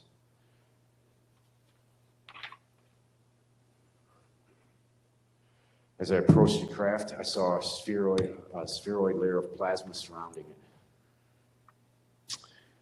The plasma field was emitting approximately 12 inches around the craft. The craft seemed to be approximately 23 feet long. I stepped forward. I extended my left hand slightly. I reached out, and as I did, the craft responded by jerking back and then to the side, as if it were a cat or a boxer trying to dodge a straight punch. It jerked back and to the side. I stepped back also in courtesy, and also I was warned. As I took a deep breath, I approached again like I would a large animal that could take my life. As I did, a small opening retracted in this field, exactly enough space for my hand to fit in. I touched the side of a black craft that was jet black. It looked like black onyx, polished, as smooth as glass. As I set my hand down on the craft, Dr. Greer, would you take this for a moment? I'm just gonna have to show you because it's very hard to describe. Like anyone encountering a new aircraft or a build, I walked up to this craft as I put my hand down and then took another step forward closer to the craft. I realized that this is ambient temperature. There was no heat. Felt like the ambient desert air. This threw me off. Shouldn't be the case. As I set my hand, I then glided it up the side of the craft, and I planed my head with it like I'm planing a piece of wood. And as I did so, the craft emitted a purring sound. Exactly at that time, a pattern of tiger stripes went up the starboard side of the craft that I was on, emitted all the way up the craft, and it emitted tiger stripe pattern as if it was emitting a display and it was communicating to me. The pattern underneath that was like this tie. I chose the tie specifically. Michael, I tried to describe this to you. I'll show you later. Michael worked on me to work on some schematics to draw this up, and him and his team did an excellent job, and I would love for them to be seen when the time is due. As I did this, and this pattern replicated all the way up through the craft, and its outer layer of skin, which I would learn soon at this moment, that this was just a millimeter, or just a few centimeters of skin, and an outer layer to something that, well, it blew my mind and inspired me for the rest of my life to study science, to figure out what I was observing. Pixels where I had placed my hand and then drew them back, the texture of this craft changed. It then felt like shark skin if you drew your hand backwards, or a cat's tongue. Very subtle. As I drew my hand back, all of a sudden, every pixel of the space where my hand had drawn backwards on jumped into the air, approximately a foot and a half off the craft. Every pixel. These look like metal shavings of graphene or magnetite. As they did this is when this purr sound had occurred, and it wasn't just a small purr. I felt the bass as though the animal was right next to me. At that moment, I recognized if this isn't operated by a human, then it has the intellect of a predator feline cat. And this is only speculation, and I'll cut it there. That's only my speculation. However, that's my observation, and I was a former computer systems operator and analyst. So system analyzation is what I do. And as I drew my hand backwards, and where the space lifted up underneath my hand and where these pixels lifted up, systemically as I drew my hand down underneath this very thin skin. I saw lattice work, honeycomb shaped, graphene in color, gray. And beneath that is something that I will never, ever forget for the rest of my life, as if I could forget any of this. There were plasma conduits. And I'm not talking wires, I'm not talking nuts, I'm not talking bolts, I'm not talking a serial bus system. I'm talking plasma conduit bands that looked like a neural network. They were the same pink and blue, vibrant colors and emitting so many colors that I cannot define within the color spectrum. And within this, in these bands, I could see what looked like synapses firing, because in between these bands that streamed through this craft, underneath the skin, white lines that looked like, there's no other way to explain it, but thunderbolts jumping from line to line, as if I was seeing inside the photons of a brain's network. As I drew my hand backwards towards me, pulling it towards me, each pixel just filled in as if you were looking in a mirror, and you blew on it and you wiped the fog away, and then the fog filled back in. I peered closer into this as I drew my hand closer. I was trying to chase my hand and get to be able to see directly into this craft. I needed to observe what was propagating this field inside and the field outside. I was looking for some kind of a operations device, something. I saw none of this. As I drew my hand at that point, all the way down, and it was almost in front of my face, my other hand was here, and my elbow and my whole body weight was dropped onto this craft. This craft was solid. I could not push it down. Again, it was in a locked position, like quantum locking. Could not move it. This was not like the Star Wars flicks. This was way beyond that. When he jumped out of that speeder on Tatooine, that thing jerked and jiggled. That's not what it's really like. Not at all. Did you want this? No, sir. No, okay. Not at this moment. Thank you, sir. As I put my hand and drew my other closer, I was trying to peer through. And as I did so, I pressed with my hand and my forearm. And I saw through a small window right here, through my elbow, which was in line with the side of my car and my phase-locked wife, which I'll bring up later. There was a long line in the sky. It wasn't high up above us, approximately 100 to 75 feet. That's an estimate. It's very hard to judge distances at night, especially when you see a heat foil, as though you would observe when you're driving down a hot summer day and you see a heat foil on the road or on your car out in the Mojave Desert. You can see it floating above. I saw a ripple through the sky in a perfect line, which curved long in the distance like a horizon would. And after that shimmer and that heat foil, what appeared to be a heat foil, the stars above shimmered in a perfectly straight line. Suddenly, they fixed back to their correct position, and I recognized this is a cloaked, massive ship above the desert and above my wife and I, and our vehicle and this craft. It's very hard because I can see this all in my mind like it's a replay. I'm seeing it right now, and it's extremely traumatizing. That's why we're here. There's soldiers out there believing that we don't have access to this, and we do. As the stars corrected, I tried to gauge the size and immensity of this craft, which I could see no edges of. Once that line shimmered, that was it. I could see the sky and the stars above. This craft could be above you at any moment in time, and if stationary, without observing that motion, you would have no clue. This is detrimental to the safety of the United States government, the United States people, the world, and I'm proud to be here with Dr. Greer. But this was, you're saying this was a Raytheon? Yes, Yeah. this is. I want to this be is, clear, this is not just to be interstellar. clear, that first craft that I saw on the range, I looked at the guys in the bunker when that ceasefire came in. That came from a soldier on the ground. They're called observer controllers. My job at that bunker was to keep them alive. I was called the voice of the desert because my base station shut down everything in that desert in case they were in danger. And those observer controllers, they had that power too.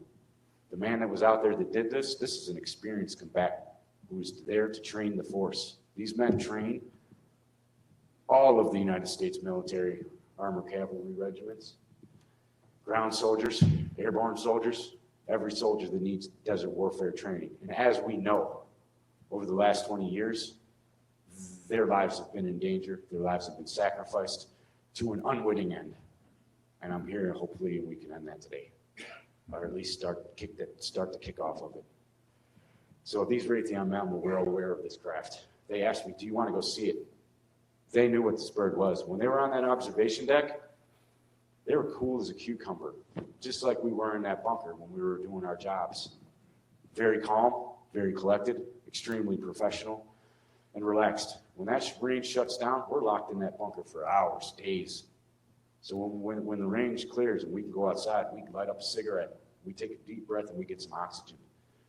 So when I walked out there and I seen that craft, the only thing I could think of immediately was, this is identical to the Phoenix Lights in 1988 in Phoenix, Arizona. Identical.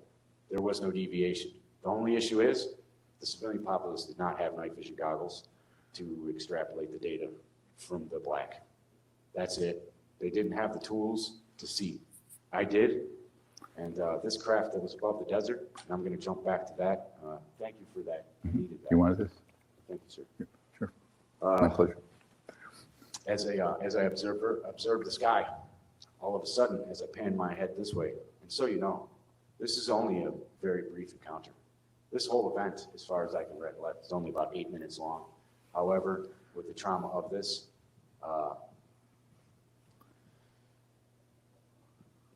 it's hard to remember a time when real important things happen, you know? So I observed something in the sky, right along the line as I was panning to my right, just past the road, past some telephone phone poles, and just above 2 rock formations, which I have zeroed in with Google Maps, and I'll get that information. I've already briefed that information as Dr. Greer announced to the proper authorities to make sure that this gets handled. I observed a giant bay door. It was bright white, looked like a giant floating window in the sky, but immense. In that window, I saw to the very right corner a female silhouette. I could tell it was a female silhouette due to the hair flowing in the wind. Or at least, I could see the silhouette of the hair right here. I don't think it was flowing in any wind. At that precise moment, I heard that very same calm female voice say, "You were not supposed to see that." Very clearly that. You were not supposed to see that. And at that time, I felt an extremely powerful thud, and I heard it in my whole body cavity. And that thud increased. Thud, thud, thud, thud. And then it increased in intensity and speed. Thud, thud, thud, thud, thud, thud, thud, thud, thud, thud, thud. And it rapidly increased. And the only thing I can use to explain it is if you've ever seen the movie Interstellar, when the main actor jumped through that black hole, it was identical. Someone else out there has knowledge of these programs. I told those men in that bunker, and what got me kicked up the conversation for this is that I wanted to be the first man to jump through a black hole, and I didn't want to do it in a ship. I wanted to do it in a suit. The suit was the ship. And they said, "Why the heck would you want to do that?" And it says, "To click the radio and tell you what's on the other side." Because I know we're not alone out here. And after that, I got a really intense speech. I'm not going to reiterate that speech right now. So you know, to those men in that bunker, I mean no disrespect. I know you want this out too. And if they chop my head off for it, so be it. The truth needs to be stated. So as this happened, I began to see velvet rings, and and I mean violet velvet. And they started coming down in front of my face rapidly. I could tell they were encompassing myself in this whole scenario, everything around me in the general area, my vehicle, where my wife was, and then myself. And as this intensity built up, I began myself start to lift off the ground like this. And I recognized that my feet and my body were tipping like this. And as I noticed this, I recognized I could no longer move my hands. I couldn't fight this.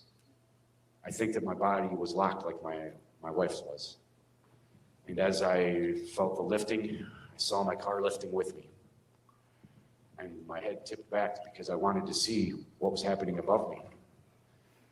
And as I saw above me with my peripherals, and as I was tilting back, I saw that diamond-shaped craft that I had touched. And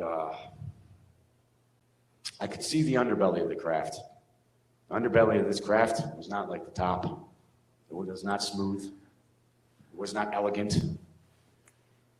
However, it was extremely interesting from an analytical point of view for a computer system operator analyst. It displayed 3 white areas that would emit white light. Are these popping up? Yeah. Oh, I'm sorry, guys. I didn't know you could see that. So You can look thank over to the sir. left, you'll see it. Yes, sir. So you'll see the exact breakdown, and to the best of my knowledge that I could break down. And I tell you, it was PTSD straight through this. This has had me locked down in my home for years until Dr. Greer. I followed him for years. I've tracked a lot of these guys doing this. This man speaks truth, and I can swear to that. This gentleman over here in his art division team, Michael Schratt, and all of this team and these men and women sitting in front of me, they helped me get here. They've watched me cry. They've watched me tremor and sweat. Now, if you can look at this craft on my other side, you're going to observe those 3 white lights came from the circles, and they're surrounded by something I described as the catwalk. Now, that's the very bottom of this craft, okay?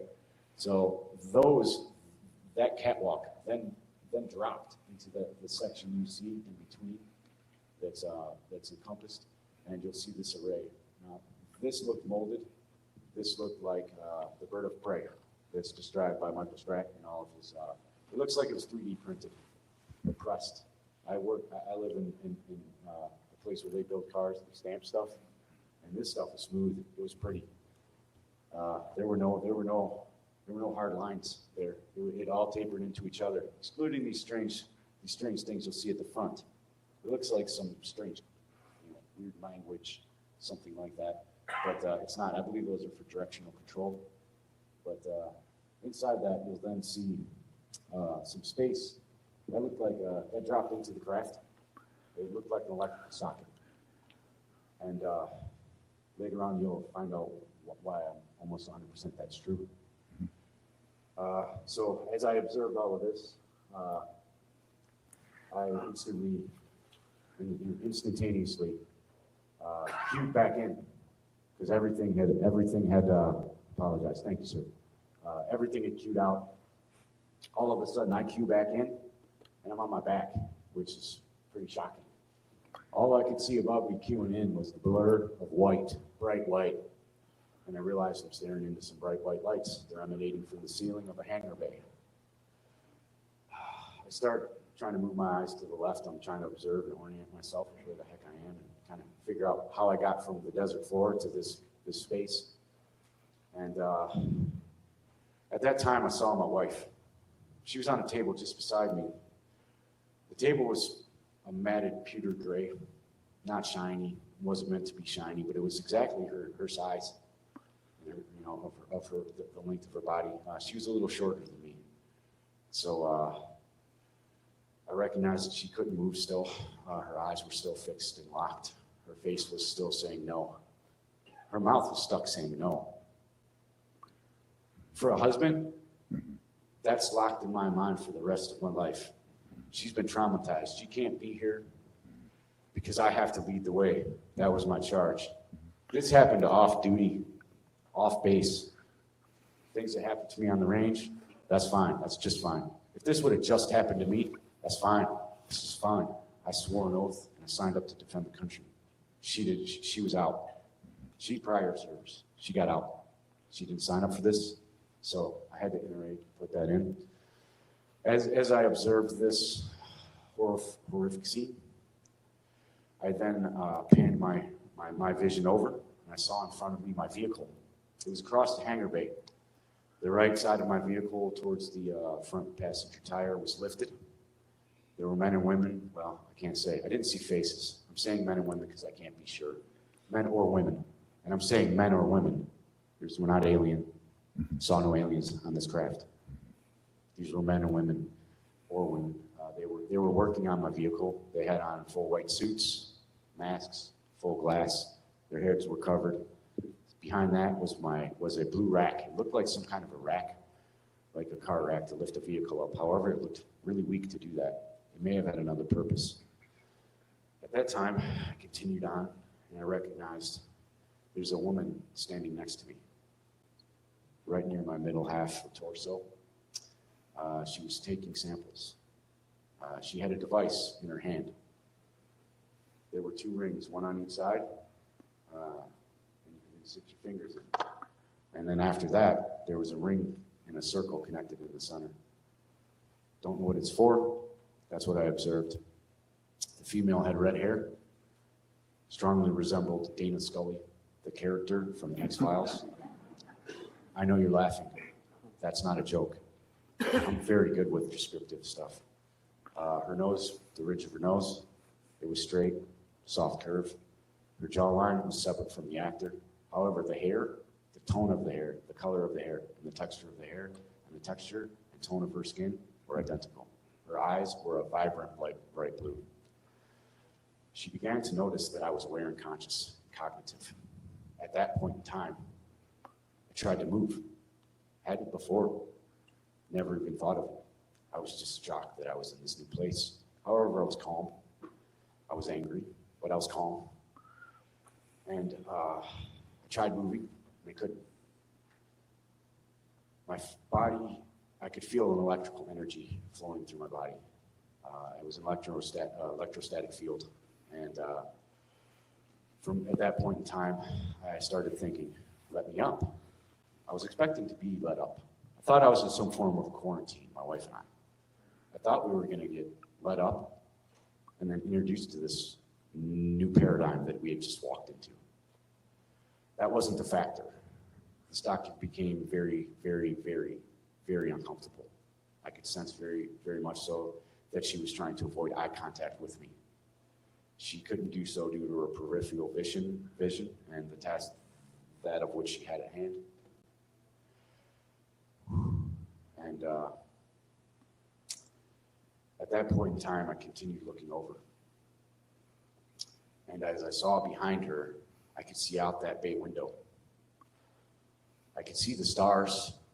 I could see the lights from the base on the right, lighting up the desert floor, but the rest of the desert floor was jet black. There was no light emitting, but I could see 2 rock formations, and then off in the distance, a very, very familiar sight for me, familiar to anyone that has ever driven down Fort Irwin Road. A rock formation that helped me identify the exact location of this upon later retrospect. And we weren't in space. I'm really bummed out about that. However, hopefully everyone will have a chance after this. I then saw, as I panned over, and this is something I recollected after going through the process of working through this with Michael Schratt. Michael Schratt went through some PTSD of me trying to recollect this craft to the best of my ability to the most acute detail. And as I panned right to look, I saw that craft docked on a very small docking station that would fit that. Can you go back to the graphic? Above, I had referred to earlier. There's that rectangular space. That dock was that shape, that depth, and this craft was docked into it. There was a large, thick cable running from the back of this. It came straight back, it broke a 90 and went behind us. At that moment in time, my wife and I were erect, upright, back in our vehicle, on Fort Irwin Road. Our faces were deadlocked. Our eyes were locked, facing each other. We were newlyweds. We were deeply in love. So at that moment in time, I began to recognize I'm looking at my wife. And then everything animated. All of a sudden, she turned, she saw me, we looked at each other and kind of not understanding what's happening. Then we both looked forward. As we look forward, I instantaneously, as I always do out in the desert, you do a time check before you leave anywhere for safety. And the time was 9:23. When I left the movies, it was exactly time turned 13. I checked at the gate. Anyone out here that's ever ran a mission, you know what I mean. You check in before you leave, and you check in when you arrive. That's so we know you're safe. As we reanimated, we were already moving. The cruise control was back on. And we were approaching a main bend. That main bend is headed towards Painted Rocks. These rocks are painted with all of the units that have came through. And it's a very, very visceral sight when you see it, because you recognize how many men and women have been out there and how long that base has been there. And the long, long record of honor, duty, respect, loyalty, selfless service. All of the 7 Army values were stacked as a monument in representation of what we do out there. And that's train the force and keep people alive to defend the country. So we reanimated. We just cruised up to the gate. We both knew something was off. We just couldn't put our fingers on it. Then we approached the gate. We got back home. We had been out on a 3-week-long rotation and still hadn't seen my dogs. I ran my dog every morning. He was gone when I came back from my assignment in Belgium. He got hit by a truck. So talking about him is very hard because he was my true battle buddy. On the teams, I ran a position solo. My 2 predecessors were no longer able to perform the duties due to the fact that they couldn't go down range and wear a Kevlar. They became pregnant. I gladly and proudly stood up into that position and held a weight that was way above my neck. And I do it again to this day. We might need to, Yes, so the other men have time. Jumping in real quick. Okay. And then that event ended. 9/11 happened. I went to Belgium. I met some people. I recognized I was possibly being screened. That's being investigated right now by the people Dr. Greer working with. And without further ado, I'd like to hand the mic over. That's all I have to say, and all I have to say after that is Godspeed to all the men and women who stand up behind me. Thank you. Thank you. Thank you. Thank you very much. Thank you.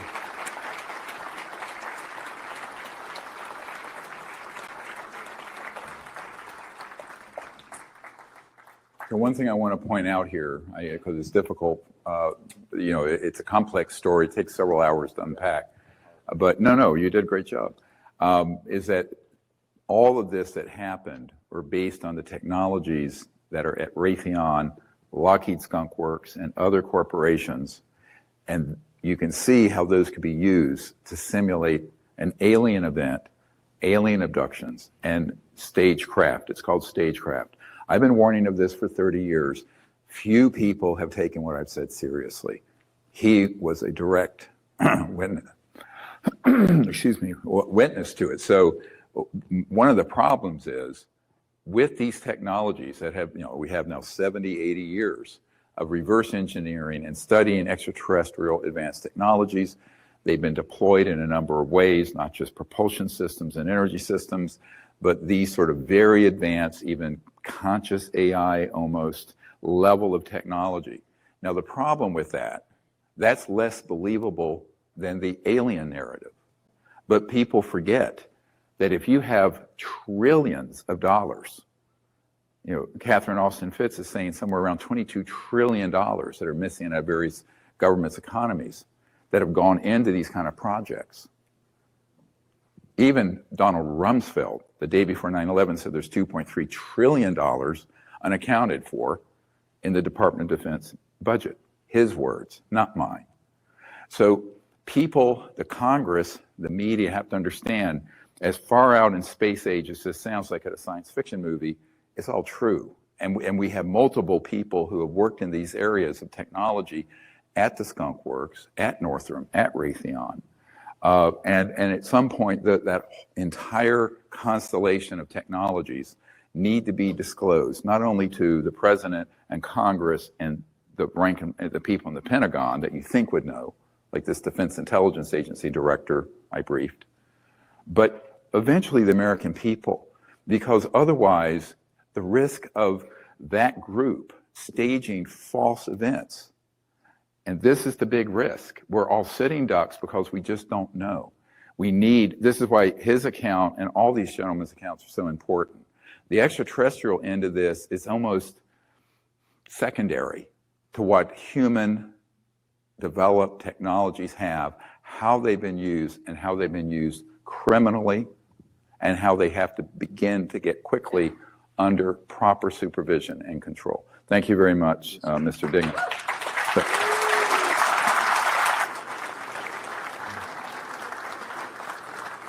So next we'll have Mr. Long, if you don't mind coming. You can sit there or you can come up. It's up to you. You'll say there? Okay, good. So let's turn his mic on. And Mr. Long is Army. He was at Fort Bragg in North Carolina not that many years ago, where quite an extraordinary event happened. Again, this particular event was in a underground place that, and he will tell you what happened there. It's a point, it's a dot, let's call it, in this matrix of this picture we're trying to provide for the public, but also for the Congress and the Pentagon. So please. Thank you. Before I get started, I just wanted to thank Dr. Greer and Emily for, first of all, convincing me to actually get to this point. It took about 6 months to get me just to be able to speak about it out loud and to take a phone call. For various reasons we'll get into, but you know, his entire team, I wish I could name them all, but Raven, Irwin, Mike, all you guys, Lieutenant Colonel, it's a pleasure to see you, sir. Before I get any further, in 1987, we spoke about this last night, I went down and I saw the SR-71 when I was a little tiny kid, and there was a demonstration being given, and I wanted to find the pilot, and they told me, oh, he'd come around. And I asked for an autograph, never got it. I just wanted to put it out there, sir. But I appreciate it, Mark. Thank you so much. But get into my story. In March of 1997, that's whenever I joined the service. And I served up until 2013. I was injured in a combat jump, which ended my career. And I'll wrap up my story with that point as to why it transitions in. But before I joined the military, my father was a government contractor. That's the reason everyone calls me DC. His name was Dwight Long Sr. And I felt it was disrespectful for anybody to call me my father's name because I never lived up to it. But he was a government contractor on the Eastern Seaboard. He worked closely with the Army Corps of Engineers, taking bids, completed contracts, and in my spare time, I would go with him. So if I was CONUS, I would help my father.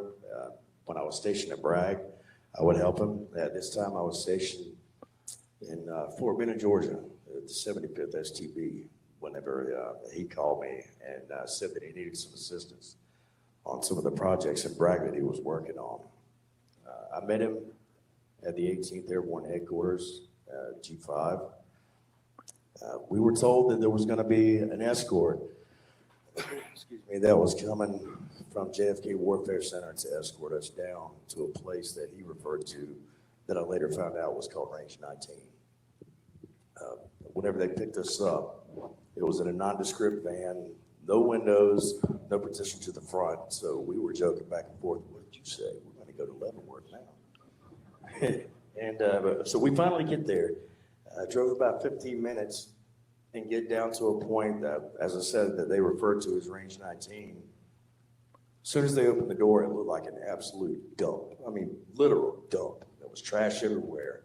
A little door with a 45-degree angle concrete cut. We went into this door, and that's whenever we met our second escort, the man that I won't name, I have in private, but he was one of the operators, Delta Force operator that I later learned. That's what he did. I knew the guy for 15 years. We would hunt, race together. Never knew that he was even in service. We meet a secondary escort. They take us to this freight elevator. About 20 meters in, they open the elevator, nondescript, about 10 or 15 buttons on the side, had no writing on it. He punches a button, and he said, whenever we exit this door, keep your eyes on the heels of the man in front of you. Don't open your mouth. No left, right. Just keep following your escorts out. Roger, no problem. Door opens. We see a Connex just to our right. It's a personnel Connex. It was about 4 in a stack. We go to move forward, and it was, pardon my language, but it was a perfect old shit moment. What was in there wasn't supposed to be there. They kept trying to push us out. But as soon as I walked in, just to my right, I saw what I described as a monolithic slab, about 20 feet long, 7 feet tall. I couldn't tell the width. But I noticed that there was nothing underneath this slab. I could see on the very top of it. Yeah, there we go. Michael Schratt, thank you so much. It's like you pulled that in my mind. I noticed the thing on top. It reminded me of a GMTK toolbox we used to use back in the day, painted black, sitting on top. And the closer I got, I noticed, and it's worth noting at this point, whenever we go into this room, the loudest thing in there was the silence. The only thing we heard was our own footfalls of the guys in front of us. That illustration down to that guy on the ground, that's me, and that's the escort standing behind me. So naturally, I abandoned all my military principles, and my Southern inclination took over, and I just had to see what was going on. The closer I got to the center, I could feel this massive vibration, but I couldn't hear anything. And the closer we got to the center, I noticed that it felt like it was pulling me and pushing me at the same time. So I decided I need to tie my shoe. So I knelt down, and I'm taking a peek, and I look over, and the escort behind me's got his knee in my back. It's just a little closer to where we are there, but I could notice that there was nothing holding this sumbitch. I apologize. There was nothing holding this thing up from the bottom. It was about 12 or 16 inches off the ground. And at that point, I could see what looked to be a boulder behind it. That was sitting on the ground. The one just to the right there, I noticed that there was a man, had his hands on it. I couldn't see his face. He had his back to me, and he was pushing this thing left and right. He was spinning it around, and that was about 10 or 12 inches off the ground. And at that point, the escort that was behind me said, "Let's go." He used some more colorful language than that. There we go. Yeah. Oh my God. Man, Michael, you are amazing. Absolutely. That's incredible. As you see here, the only lights that were illuminating the area that we were in that appeared to be about twice the size of this room in here, it was only over our heads from the walkway that we were being escorted down. And everything in the back was dark, but the largest monolithic slab, it was disturbing to me because I could feel inside everything that, it's like I told the guys here, it was like standing in front of a speaker at a concert. You could just feel the bass just emanating through your body, but I couldn't hear anything. And it didn't scare me at the moment, but it knew that this was something that I shouldn't be looking at. I didn't need to be a part of this.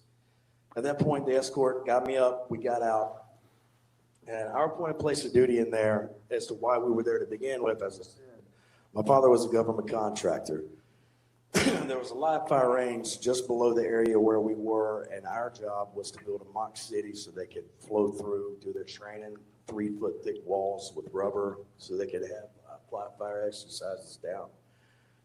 30 minutes goes by, that's being generous. We come back upstairs, there's absolutely nothing there. Everything in the hangar that we just walked by previously was absolutely empty.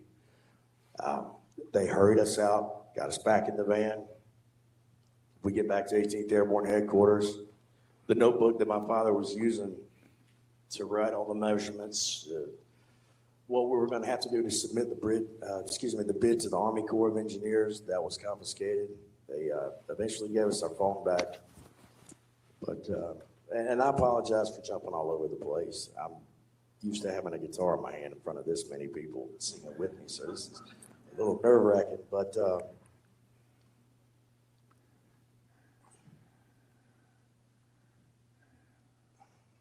within 48 hours, I left. I didn't think much of it. I get a call from one of the workers that worked for my father. Like I said, I grew up with these people. I knew them intimately. He said, "Hey, man, what's going on? We're trying to get to work, and everything's closed off. Can't get my father on the phone." In less than 24 hours, whenever we got back,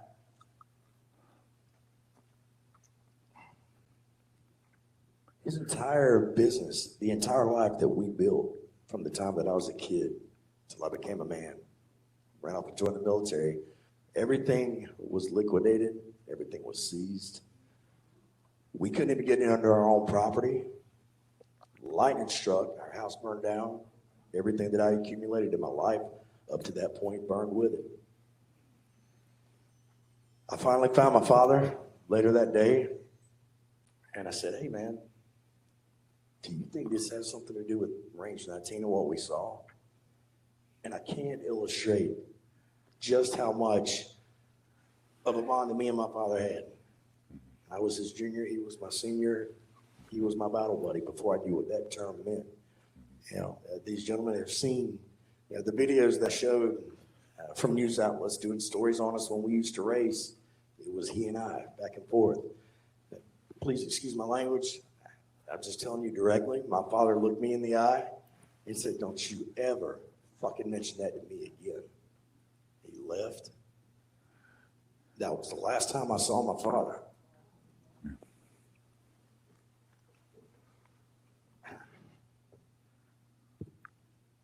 Carrying on before we get back to that,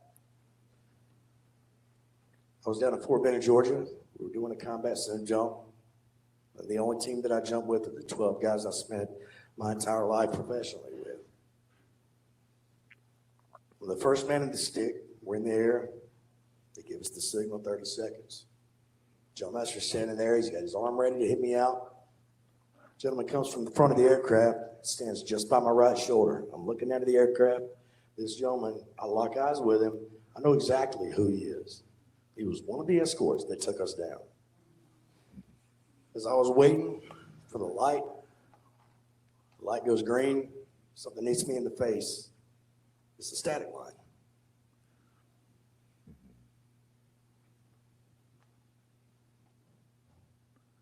I was ripped out of the aircraft. I broke my neck on the way out.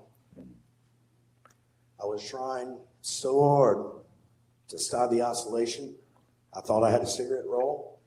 So I was trying to pull my risers apart, but my arms wouldn't work. On the way out of the bird, my combat gear, my lowering line, my 1950s weapons case was already down. I remember looking down, seeing daylight, and seeing my combat pack, my 1950s weapons case, swinging in the air. And next thing I know, I impact the ground. When I woke up, sometime later, I was told, "You're not fit to be airborne. You're not fit to be a soldier." They started the MEB process to get me out of the military. I can handle that. I know as crazy as that sounds, I can absolutely understand that things happen. Operational accidents are just part of the works. Everybody's prepared for it. If you take the oath, you know what's coming. CONUS or OCONUS. For the next time that I was aware of my father was in 2010. I received a phone call that you need to get up to Fayetteville. Daddy's in the hospital. So I go see my father. I walked by his room. I didn't recognize him. The 6'3", 240-pound man disappeared. There was a 98-pound skeleton with eyes that looked like my father's, but that I just didn't recognize. He was trying to speak. He couldn't. I was told that someone who occasionally drank, someone who never smoked, had terminal cancer in their lungs and their liver. I lost more than my career. I lost my father. Like I said, I'm fine with losing my career. That's just part of the job. But finding out that me and my dad having more in common than just our looks, our name, when both of us, I found out that he was homeless the same amount of time that I was, because I just had to get away from it. I changed how I looked. I destroyed any electronics I had, social media. You know, a year and a half ago, you absolutely wouldn't recognize me. I was 135 pounds. I was an alcoholic. I was addicted to pain medication. My hair was down my back. My beard was down to my chest. My wife spent 3 years tracking me down like a damn detective. I tried so hard to run away from her. I tried to kill myself. Whatever religious conviction that I had left, it wouldn't let me do it. But she picked me up when I didn't deserve it. She made believe that everything was okay.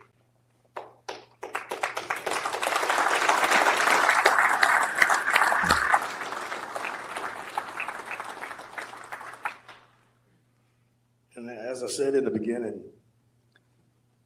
I really didn't mean for any of this to get out, because let's be honest, it terrified the hell out of me. I wasn't afraid that they were going to take my life, because they already had taken my life. What's a little bit of breath going along with it? That part didn't bother me. It's just knowing that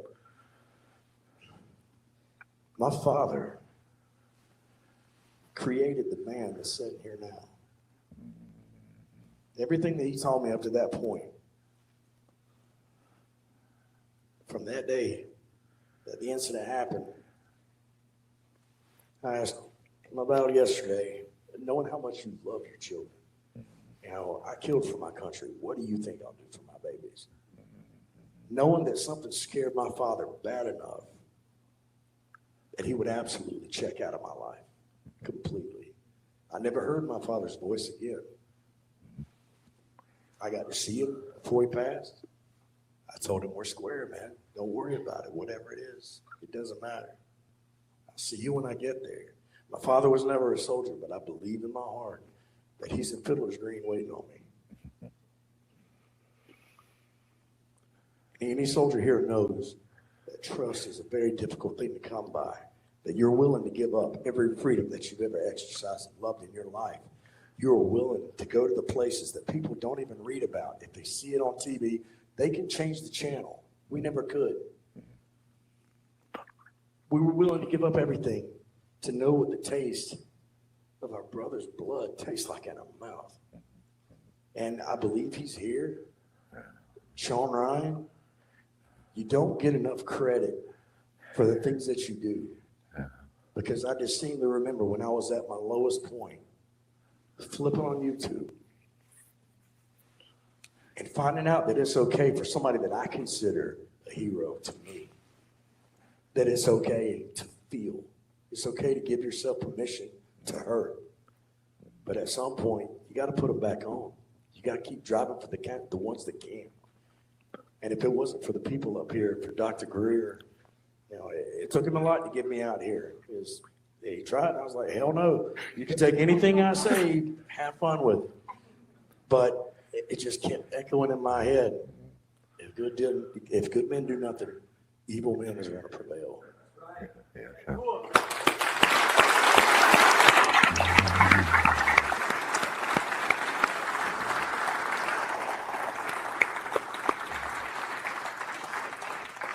Thank you. That's absolutely the truth. Well, we talked when he first approached me, I think after I was on Sean Ryan's show, the Navy SEAL who's here, and they did a great program. We're going to do another one later this month. I'm going to go to Nashville. We're going to do another one. So what's important, I just want to make a comment and applaud you for coming forward and the courage and to share the truth of what people, even incidentally, who see something like this can have happen to them. It's really extraordinary, the level, and this is where I get angry.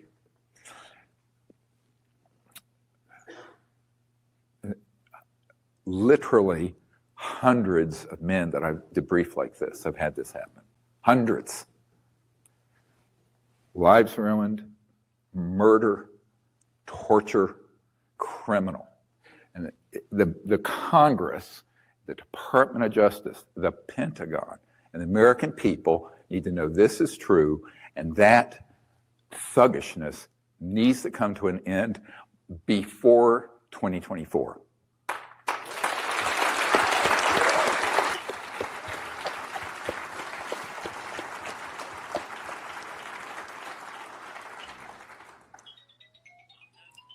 So if we can turn off cell phones out of respect for these gentlemen.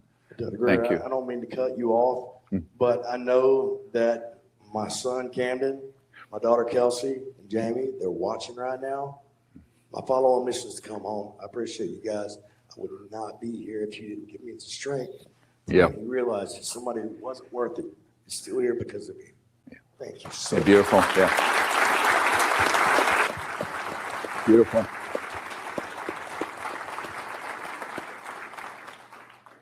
So I want to introduce, thank you very much, DC, a true hero, I believe. I want to introduce a Marine, Michael Herrera. Now, some of you may have seen in the Daily Mail an interview he did at our request. Of course, with the media, most of them are hacks, but they did report some of it accurately. But I just want to acknowledge that Mr. Herrera, being in the Marine Corps, encountered again an incidental event. He was not read in like some of the others I shared earlier, but it was a very significant event. And I just want to say, before you hear him speak, what he's going to share, I have heard from a dozen or so operatives, as well as a former Alaska congressman and a senior executive at SAIC, of things that are going on that are destroying this country and is dangerous to the world. So thank you for coming forward. First and foremost, I'd like to thank Dr. Greer for the introduction, as well as the gentleman up here, as well as all of you guys coming in person to listen to us speak. And those who are also tuning in through live stream to watch this, thank you. I'm not here to convince you what happened. What I'm here to do is to convince the people who wear suits and ties that work at these important buildings here of what's going on underneath their nose. There are people who've been victimized to stuff like this who may have not been able to come forward because they're probably 6 feet under. What I will tell you is, as a Marine, you have a duty and responsibility to take care of your guys, and I'm still doing that to this day with keeping my guys' names out of this. But I've had text message I've shown, recording what I've said in verification of that, them not wanting to come forward because of the severity of this. Now, in 2009, there was a large tsunami and earthquake that hit off the western part of Sumatra, which is western part of Indonesia. All right, very, very wrecked place after what we responded to. All right, Mr. Stratt, again, your brilliant work, everything that you did, painted a good picture that I could show everybody, as well as all these people here in the rest of the world. All right, I was a part of the most decorated infantry battalion in the United States Marine Corps, which is 2nd Time 5th Marines, when I was attached to this unit when this happened. As somebody who was also a part of the 7th Fleet, which is the one that primarily does the security or maritime operations out in Southeast Asia, it was attached to that. They have what's called a 31st Marine Expeditionary Unit, which is kind of a maritime operation that either has to do combat operations or it has to do humanitarian assistance. The both time I went on these deployments was always humanitarian assistance. All right. So September 30th is when this event happened. It was a 7.6 magnitude earthquake. The destruction that this thing caused would break your heart to see it in person. A lot of people lost their lives that day. All right. So being a part of this mission to get selected to go on the sticks with these other Marines to go help these people was an honor and a privilege, because I do it for everybody here too, but we got to do it for other people who are more in need with that respect. So we boarded up off the USS Denver, which was the only ship that routed from Subic Bay, or the Philippines, I should say, because there was Operation Kitsana going on, which a typhoon hit. We were the only ship that routed all the way to the far western side, and it took us about 4 to 5 days to get there. We dropped anchor approximately on October 8th or 9th. And we got the briefing in a wardroom, which is the officer's mess. And what they had stated is that President Obama's family members were in that area. Now, when it happens in a third world country, especially Indonesia, happens to be the second largest terrorist capital. A lot of the operations they do in the Middle East, they will train these guys there, they will ship them up to the Middle East, and they will have them, anybody who wants a piece of the United States, they can go to those regions to do it. All right, so with that being said, there's always some risk. We were briefed that we had to have a security presence as well as presence to deter, in case there's attackers, in case these insurgents try to come and try to either kidnap, murder people, you name it. So we had gotten the briefing. We got to sticks of 6 Marines that we were basically going to go to different parts, at least to provide a perimeter around the city. And this was Padang City. So it's on the far western side if you guys ever look it up. So just like routine, we loaded up. We had all our gear with us. We had 6 magazines apiece with 1 loaded, of course, 30 rounds. We were carrying M16A4s. We had PEC 15s on those with RCOs, which are rifle combat optics. They're the step below an ACOG until ACOG came out and ended up being the better thing because that's mills on the side for windage. So we boarded up on the helo. We ended up taking probably a 3-4 minute flight into the southwestern part of the city. There was an airstrip. And where I could see out the back of the helo, which was a CH-53 Superstar, huge helicopter, one of my favorites. You could see out the back, and the whole control tower was level. There's a blue roof. It was just not a good sight to see. So we touched down there, and then the pilots have got ready. They're going to fly and drop us to this coordinate, which was kind of a hasty LZ. They started dropping supplies there. So we touched down on there. We got off the helo, and we were then going to push to a high point to basically get observation of the whole area. And a tactical advantage, that's what you want to have the higher ground in case, because you can see all around you. And as these operations are going, I had a Panasonic camera, and I'm filming these helicopters coming in. I'm filming all this stuff going on because it's something that I've never done before. So we push up probably about 300 meters, and we're following up this slope. And I'm facing towards where we came from. You see a lot of the cities that's in rubble. There's fires going on. There's just flooding, all this, the worst thing you could ever see going on is right there. Except when we actually faced towards the north part, which kind of sloped down, there was something that stuck out like a sore thumb. Now, when it comes to Indonesia, it's a very jungle terrain, so it's got a lot of vegetation in it. In the middle of this clearing, there was this object that was a light matte gray, and it was transitioning from that into a very dark matte black. All of us actually looked at each other, and we're spaced probably, I would say, 20 meters in between Marines to keep dispersion, just because that's what we've always been trained to do, especially to keep interlocking fields of fire. So we all looked at each other, and we decided to basically take a tack column. Now, as this is going on, I have my camera, and I have my hand on my weapon, and I'm taking pictures of this thing, and I took some video of it. So as soon as we started going down this slope to go investigate, we got into a tactical column, which were evenly dispersed. So a whole team of Marines, especially 6 of us, have actual dispersion. We actually have eyes on everything. So I put my camera in the dump pouch that we have to retain magazines so that way you're not just dumping them on the deck. We got probably 150 meters away from this. And what it was almost the size of a football field. It was about 300 feet. And the reason why I say this is because the helicopters that we rode in on are almost 100 feet. You could fit 3 of these helicopters inside of this ship. It was massive, especially the way that it was rotating, just like this illustration right here. It had kind of like a scale pattern to it, kind of an octagon shape, just like the whole craft itself. It had a black pyramid structure on the top of it, and then it had kind of like these things that looked like vents which is like a Vanta black. Anybody who's seen the new BMW that they tried to paint this very dark black, that's what it resembled.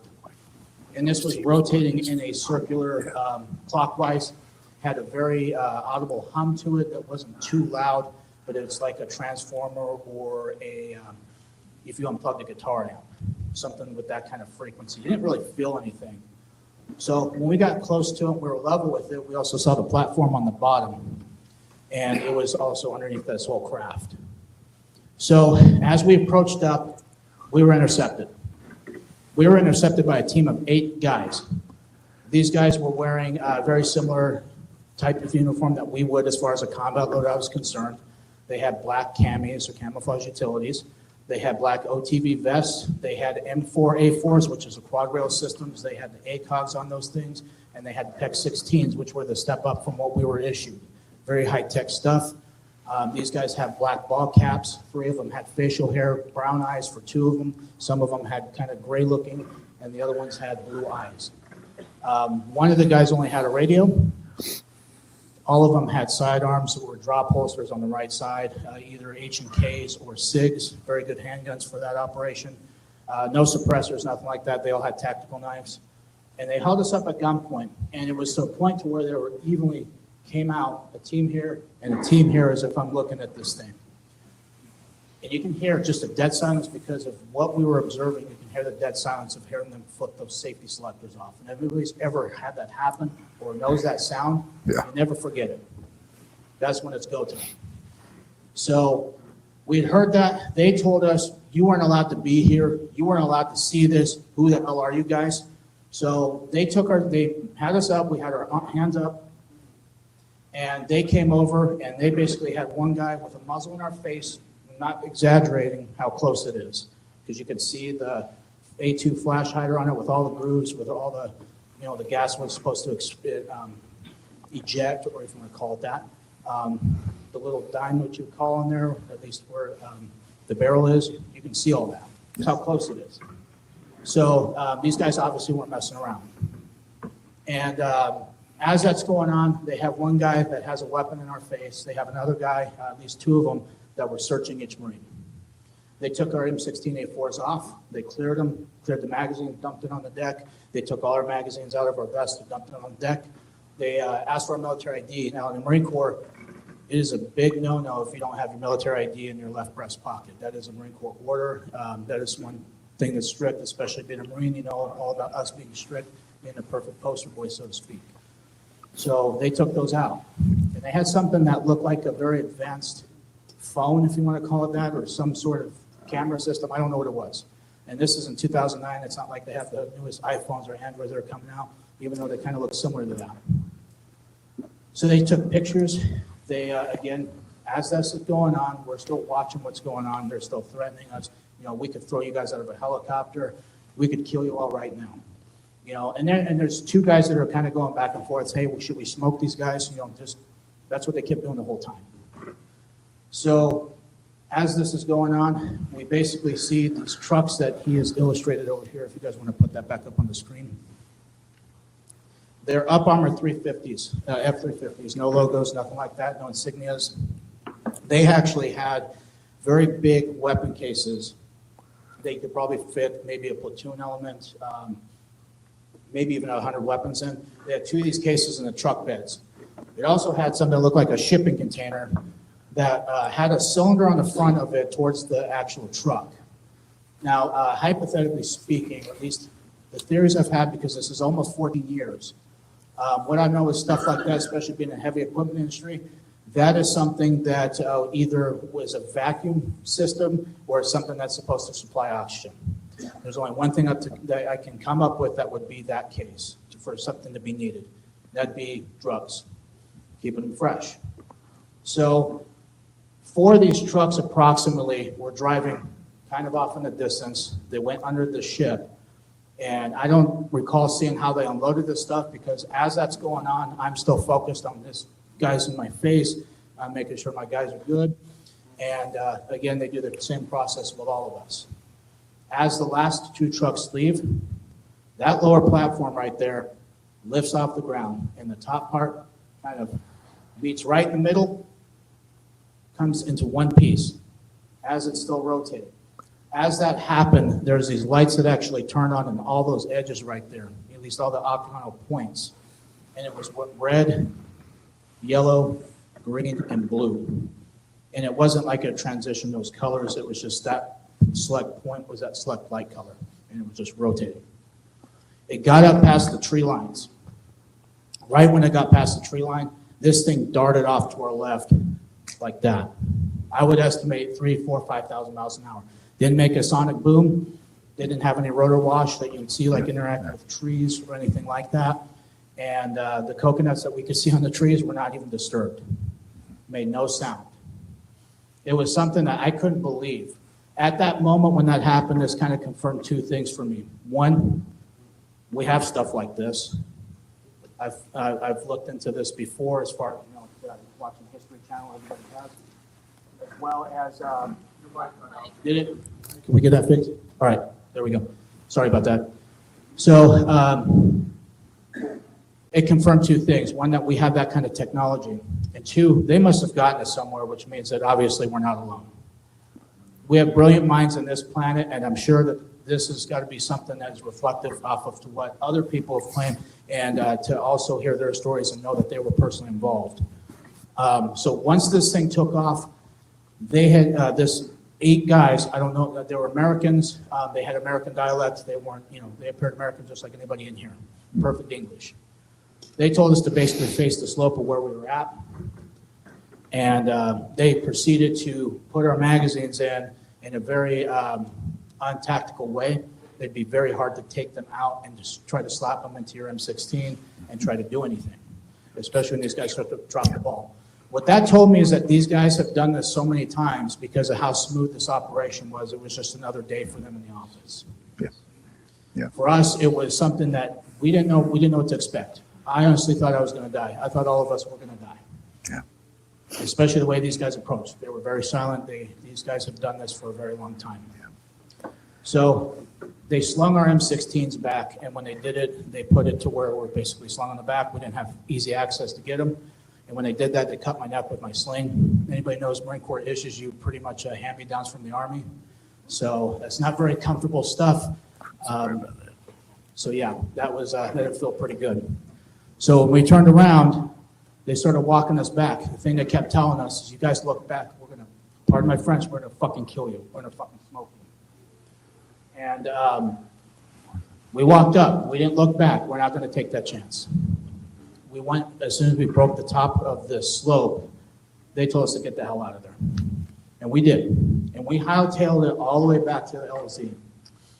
And anybody in the military knows that when you're in a zone like this and you have a condition 4 weapon and you have no magazine inserted, there's nothing loaded, and you have somebody who is a gunnery sergeant who is standing there, who's wondering what the hell's going on, he asked us those questions, but in a very colorful language, if you can imagine that. Yeah. So we had told, we came up with, we don't know gunnery sergeant, something like that. And we waited for the next bird to come, which was a CH-53. So we ended up loading back on this bird. We flew back to the ship. We went to the armory, put our weapons back. We gave them back all our ammunition, things like that. We took our gear off, went to our berthing, and we went to the flight deck. There was an admiral there. Now, a lot of the humanitarian missions that I've done with respect to that, I have never seen an admiral, ever. Usually if they are on our ship, it's always something that is a very big deal, such as like the president coming to a ball arena or something. They have security, they've got everything that you can imagine for somebody who's that rank. It's a big deal. And there was none of that was addressed. He did a debriefing basically saying that what we were doing was important to them, which I agree with, but it just thought it was very out of place. So, especially been on 6 ships, I know what the customs are for that. So as that's going on, we basically finished up operations there. We ended up going back with the rest of the 7th Fleet, which was in the Philippines still. We docked up at Subic Bay, which is like the Philippine party city. It's like Vegas, but way worse. If you can imagine, you've heard some of the stories, it makes Thailand look like a joke. So With that being said, us as Marines, we're very good at fighting wars, very good at taking care of one another, but we're also very good at drinking. So it was something that myself, as well as the other Marines, we just tried to forget what happened. That first night we got back from Liberty, or Libo as we'd say, I went to my rack. My camera that I took these videos and photos of this ARV was compromised. They had taken the SIM card out of it, or a memory card, and they took the battery out of it. And I had this thing stowed in my locker. I had a combination lock on there. Nobody could get in it, but these guys did, whoever it was. And that evidence has got to be floating out there somewhere.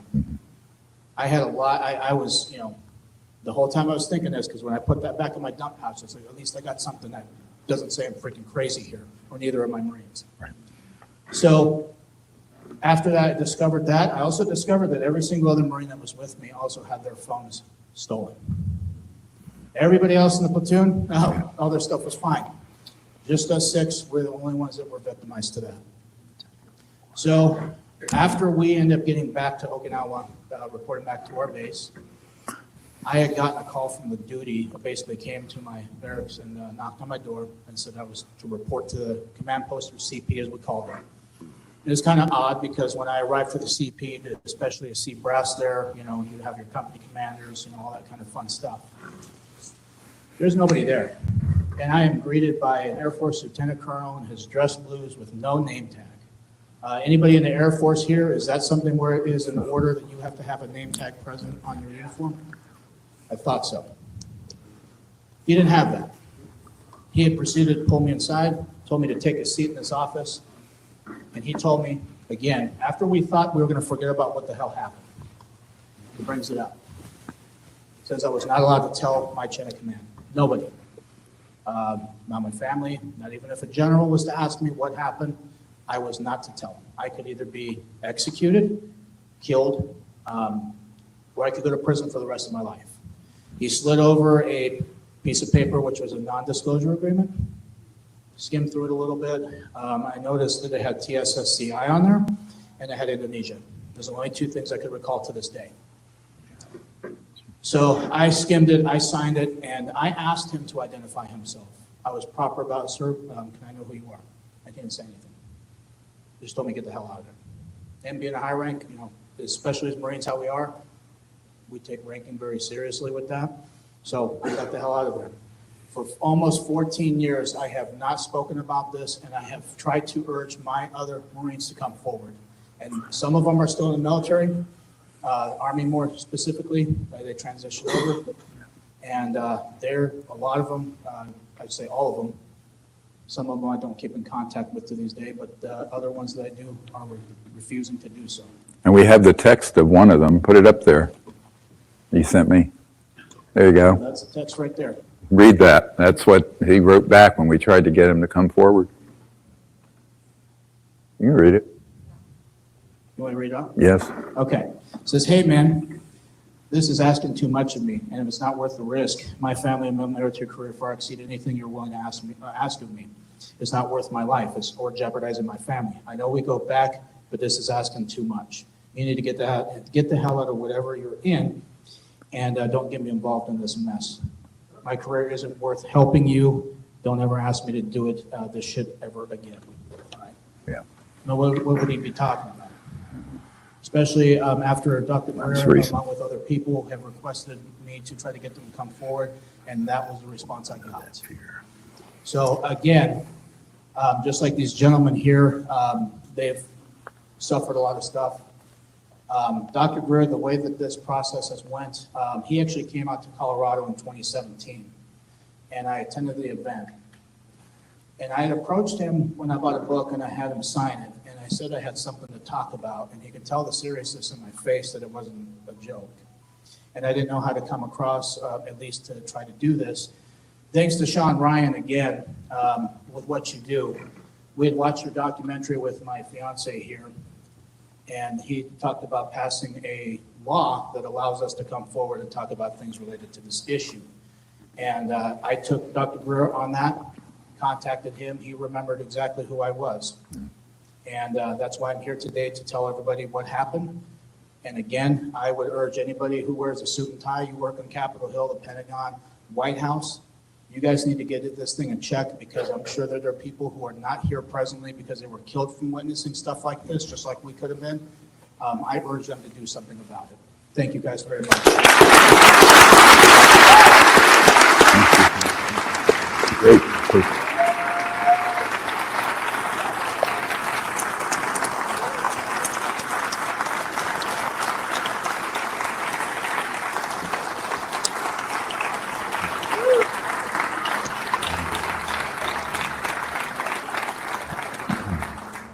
Thank you. It's an incredible courage. First time I talked to him about this. If you guys can be seated for 5 more minutes, out of politeness, please. Excuse me.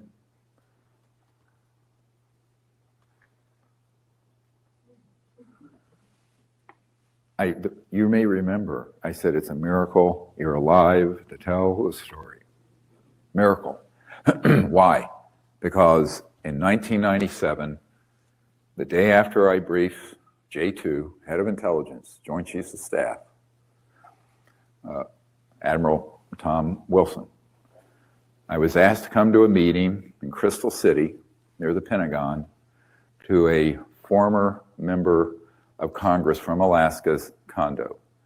He was there with a senior executive with Science Applications International Corporation, SAIC, also a major contractor involved in this sort of activity, but in very compartmented areas. And we talked for several hours. The former congressman had been a consigliere for George H.W. Bush, who was on the committee dealing with this issue. And they told me very specifically, first they said, we don't know why you're not dead yet. Then they said, after a long discussion, they started talking about these kinds of aircraft moving huge quantities of drugs and weapons illegally to create a cash flow for the illegal black budget. And he said, both of them said, that they had, at that time, this was 26 years ago, about 8,000 men involved in those operations globally, and that they had killed 2,000 of them, 25% of them, for minor security infractions. And absolutely ruthless. Now, I will take a lie detector test that this is what was said. Now, I called them Mr. Allen number 1 and Mr. Allen number 2 because that's their code names and for us. But this was 26 years ago. I'm quite sure by now the former congressman is deceased. I suspect the senior executive at SAIC, who at that time was probably in his late 50s, would certainly be well into his 80s. But nevertheless, the reason I'm making this comment now is A, the courage this man has. Really? I mean, amazing. This is a true story.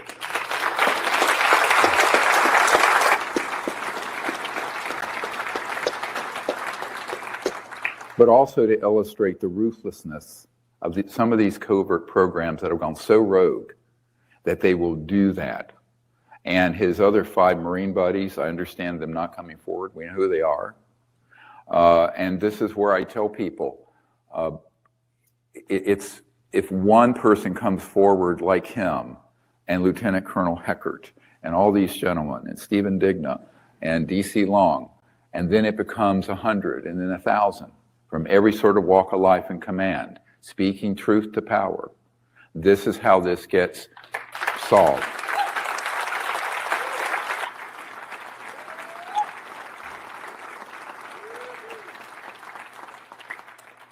So before we break for dinner, I know that we have a gala dinner for there's a fundraising dinner for us at 7:30. I do want to ask for people to keep all of these military guys, not just these, but the ones not here. They're watching. Some are here, perhaps. And we want to give them the courage and the protection. If you're spiritual, you can put them in the light of consciousness and prayer, because we really do need to solve this crisis. It's a huge crisis, bigger than Iran, bigger than China, bigger than Russia. This, the enemy within, and these global covert programs are an existential threat to all life on Earth and to the United States of America. Thank you very much. We'll see you at dinner for those of you coming.